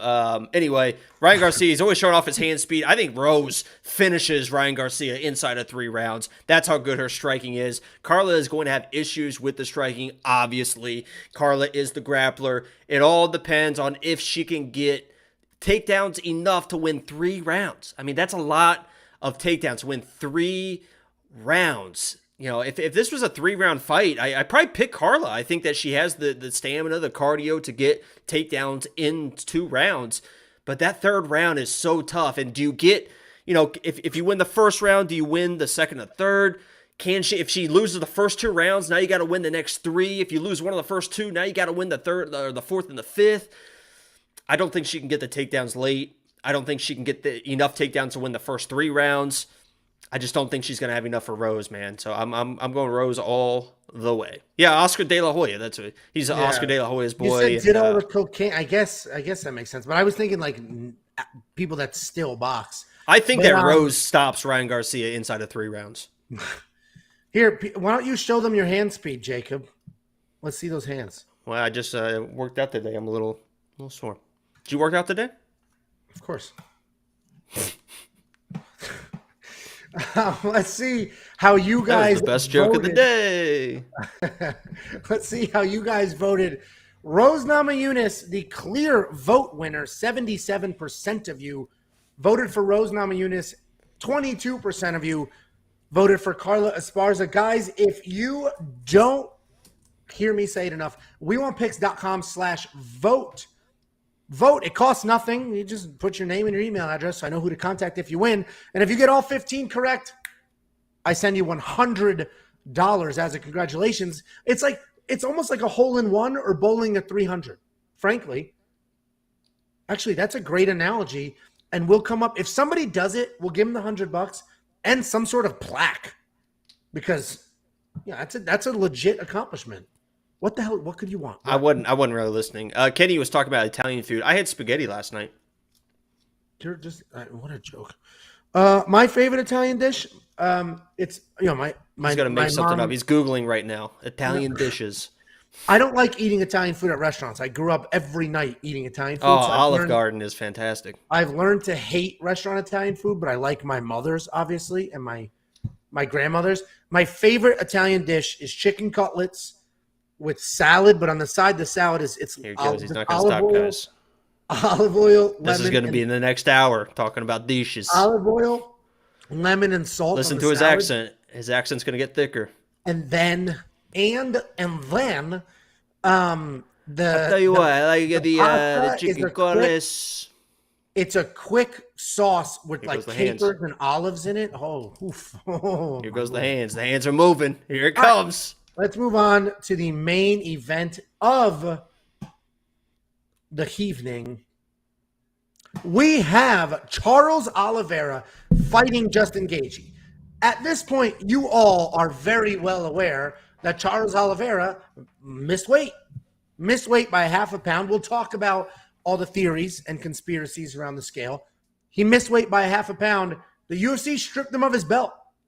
During that fight, Charles Oliveira is not the lightweight champion of the world. He's not. No, he's It is still. a- They didn't strip him. He's still the champion. But once the fight starts, That's why I said during that fight. Yeah. well, that's why there was a lot of people are like, he should just not fight, and then he's still the champ. He'll still get the money for his next fight if the fight doesn't start. So Interesting during thing. the fight, it's for a vacant belt. He's not the champion during the fight. If Charles wins, he does not get the belt back. If Justin wins, he becomes champion. I honestly think that's fair punishment. Okay, so let me back up. There's a lot of people talking about the scale. There was multiple UFC fighters reported that the check scale. So the way, if you guys don't know, there's the official commission scale. That's the one that you see them weigh in on at 10 o'clock in the morning. That's the official commission scale.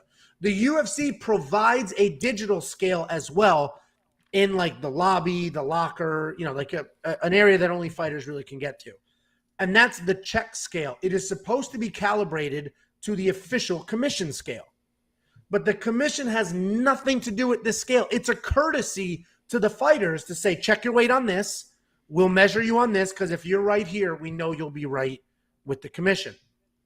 Apparently, what some fighters are reporting is somebody messed with the check scale and it was off by a half a pound, which is why all of these people were missing weight by a half of a pound. Everybody thought they were on because the check scale said they were on. Then they go to the commission scale and it's off by a half pound.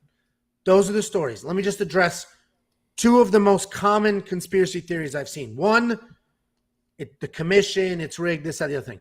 The commission has nothing to do with that scale. The only scale the commission is in charge of is the official scale. Two, people are like, how did Charles Oliveira weigh 155.5, then go away for an hour, come back, and still weigh 155.5? A million things could have happened, but that is an analog scale. It's not a digital scale. There's no 0.2, 0.3, 0.1. There's none of that. None of it. It is just bouncing up like this, and the commission will just say half a pound. If it's on there, half a pound.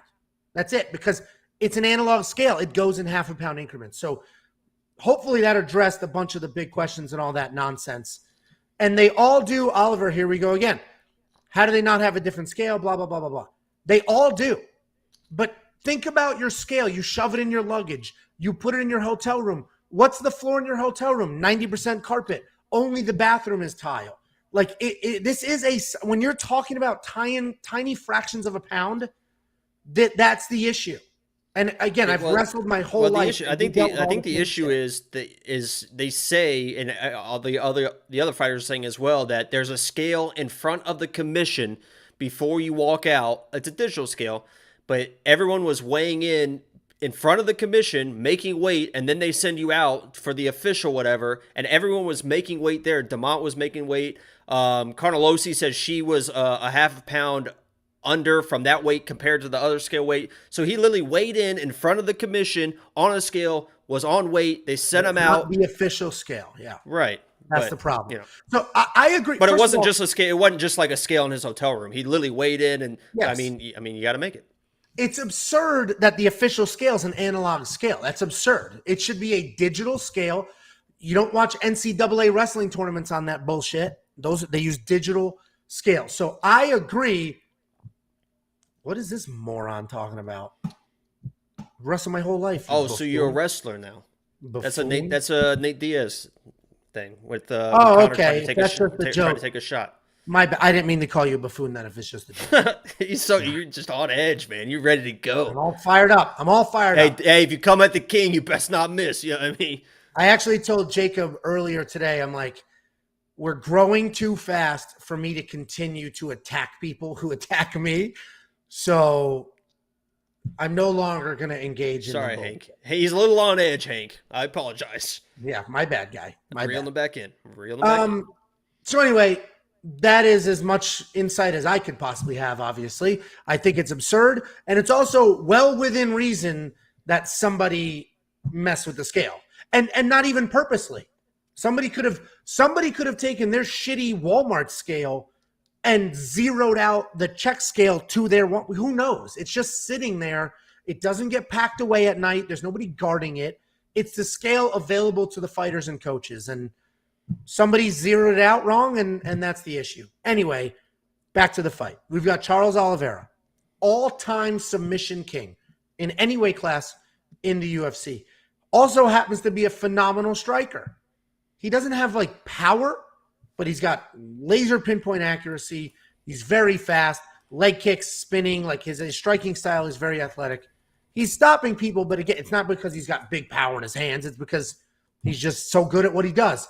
He's fighting Justin Gaethje. Justin Gaethje is a college wrestler who doesn't have a single takedown in the UFC, and I don't think he's been taken down in the UFC, right? No, he was taken down one time in the UFC and has no takedown. You talking about Gaethje? Yeah. Yeah, he said the only person that's ever taken him down is not even in the UFC. He said ever is Khabib.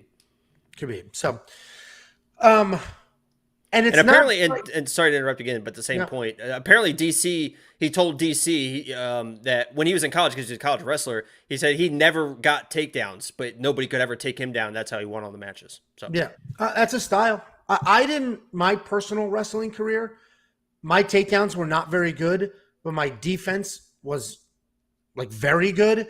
And once I had the confidence in my defense, nobody's going to take me down. That's when I got much better at my offense because I was like, well, I can shoot a shitty takedown. I'm still not going to end up on my back. I'm pretty good everywhere. So I didn't have that issue. Yeah, we'll do this is tonight's fights are the last one at the house that I'm in right now. You and I will wrestle in the front yard. The people will love it. We'll film it. They'll love it. Well, I don't know if they would want me. Oh, the front yard. Yeah. When I pick you up and slam you down, that's going to be a divot. I don't know if they want that. I'll sign a release. You don't worry about a thing. Anyway, Justin Gaethje, he's a good striker. He also has power, but it's more volume type power. There's the clip of him just dropping Edson Barboza, but that was forward pressure and volume. On paper, Charles Oliveira should absolutely smoke Justin Gaethje, right? He should smoke him. He's got pinpoint accuracy, very creative, and he doesn't have to worry about getting taken down. But I like Justin Gaethje's chin to be his chin. I like Justin Gaethje to come stomping forward, absorb whatever comes his way, and just throw, frustrate Charles Oliveira, pressure Charles Oliveira. And I like Justin Gaethje to win this fight. I really do. He's not the more technical fighter. I think he hits a little harder. He's definitely got the better wrestling, but he's not going to use it. Definitely does not have the better jiu-jitsu, but I don't think that'll be a factor. And I like Justin Gaethje to just pressure forward and literally win by absorbing Homer Simpson. Homer Simpson method for Justin Gaethje. What do you think, Jake Lutz? I feel, I picked Gaethje early in the week. He was going to be my lock of the week, but Oliveira is so dangerous. So dangerous. When I was watching all the weight cut stuff unfold, I felt even better about the Gaethje thing because it's got to be a mental mess. Let's not even talk about the physical toll of trying to cut that extra pound in that hour. He tried to cut that extra half pound, but sometimes, and DC was talking about the weigh-in show, sometimes your body just gets to a point where you cannot sweat. Your body will not let you sweat. And if you can't sweat, you can't lose that extra weight. You can't just jump on a treadmill. You don't have the energy for that. He said what he needs to do is get in a hot bath and just pray to God that he starts sweating. And once you start sweating, you got to wipe the sweat, break a sweat, wipe the sweat, and hope you can get a half a pound. It sounded like he tried to do everything. Even trying to do everything. Physically, he looked great still. He didn't look sucked out. He had energy. He looked surprised. But I was worried about the mental aspect. Is he going to be devastated? Oh, I'm no longer the champion. What's going on? I can't do this. I lost this because of this. But he looks more fired up than ever. He looks even more fired up going into this fight. So the mental aspect that I was a little bit worried about if you're on the Oliveira side for missing weight, losing the belt once a fight starts, I don't think that's going to be an issue. If anything, I think he's even more motivated to win it back, even though he can't win the belt. But when this comes down to the fight style, it just feels like this is the perfect matchup to beat Oliveira, a guy that he cannot take down. He's not going to take down Justin Gaethje. If you watch that, I just rewatched the Dustin Poirier fight. 0 for 6 takedowns versus Dustin Poirier. He choked him out by just kind of grabbing on and climbing his back. He's not going to be able to do that versus, maybe. I don't want to say he can't. He obviously can, but I don't think he's going to be able to versus Justin Gaethje. 0 for 6 versus Poirier, and he was all in on a lot of those takedowns. Deep in the takedowns, was really trying to get this fight to the ground because in that first matchup, or in that first round, he was getting teed. I mean, Poirier was lighting him up, dropped him 1 or 2 times. I think there was a weird situation where Poirier ended up on his back because Oliveira had his arm, and Poirier kind of panicked because he was grabbing the inside of his glove, and Poirier tried to roll out of the position, and that's how Oliveira was able to get up on top. That's where Poirier, being a jiu-jitsu black belt, worked against him. He overcomplicated that exchange because he has those technical. It's like my wife's a nurse and my daughter skins her knee, and Tiffany overcomplicates the shit out of it because she's a nurse. She knows too much. Yeah, and that's what Justin Poirier did. Justin Gaethje will punch his way out of those exchanges. Right. So, and just Bert says he should have shaved his head. Hair weighs nothing. I mean, you cannot. I've said that before, and Angelo has told me before. And it's 0.1 pound for like legit long hair. Yeah, so you can't just shave your head. It wouldn't have done anything except for new subscriber.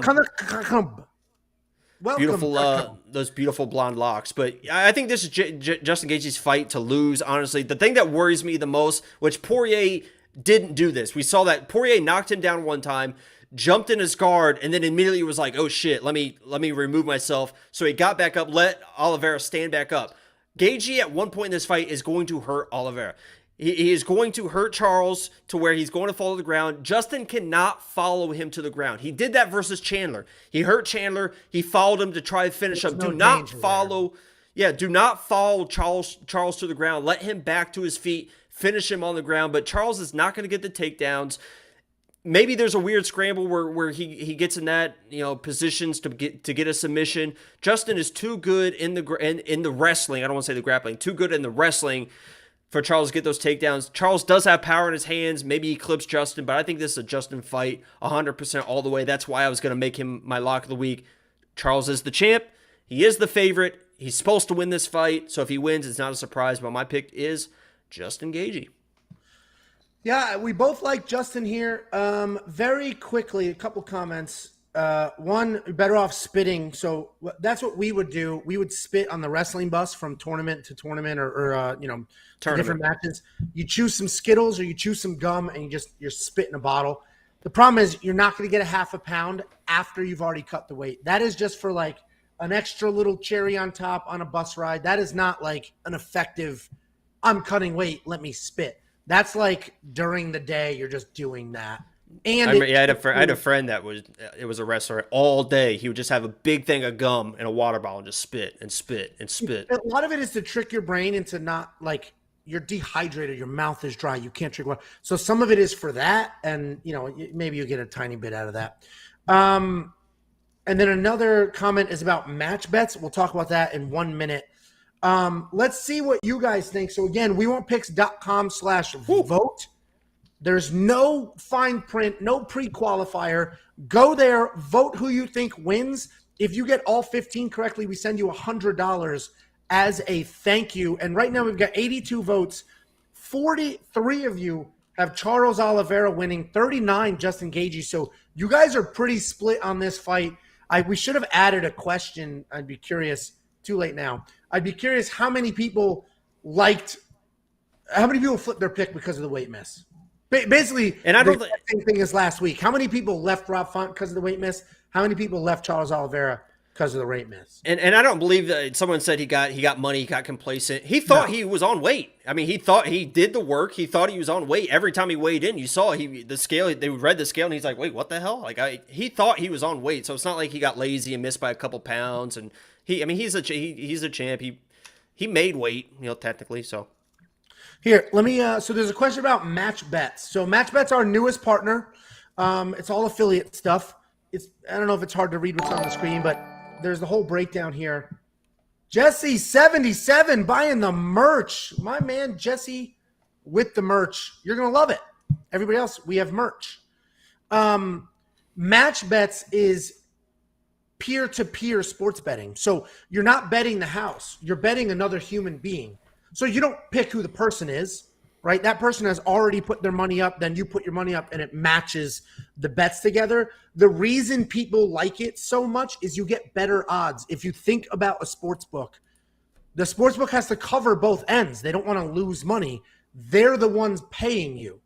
In this case, people are paying each other. So essentially, they're just managing the transaction. So if a massive underdog wins, they don't care. It doesn't affect them.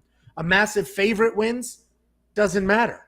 They don't have to pay anybody. They're just taking a percentage off the top. So you get better odds at a place like Match Bets. But it's also possible that you put a bet out there and nobody takes it because they don't want it. But go to wewantpicks.com/bets. We now have 6 betting partners. Check them all out. Figure out who gives you the best, best match, best whatever you want.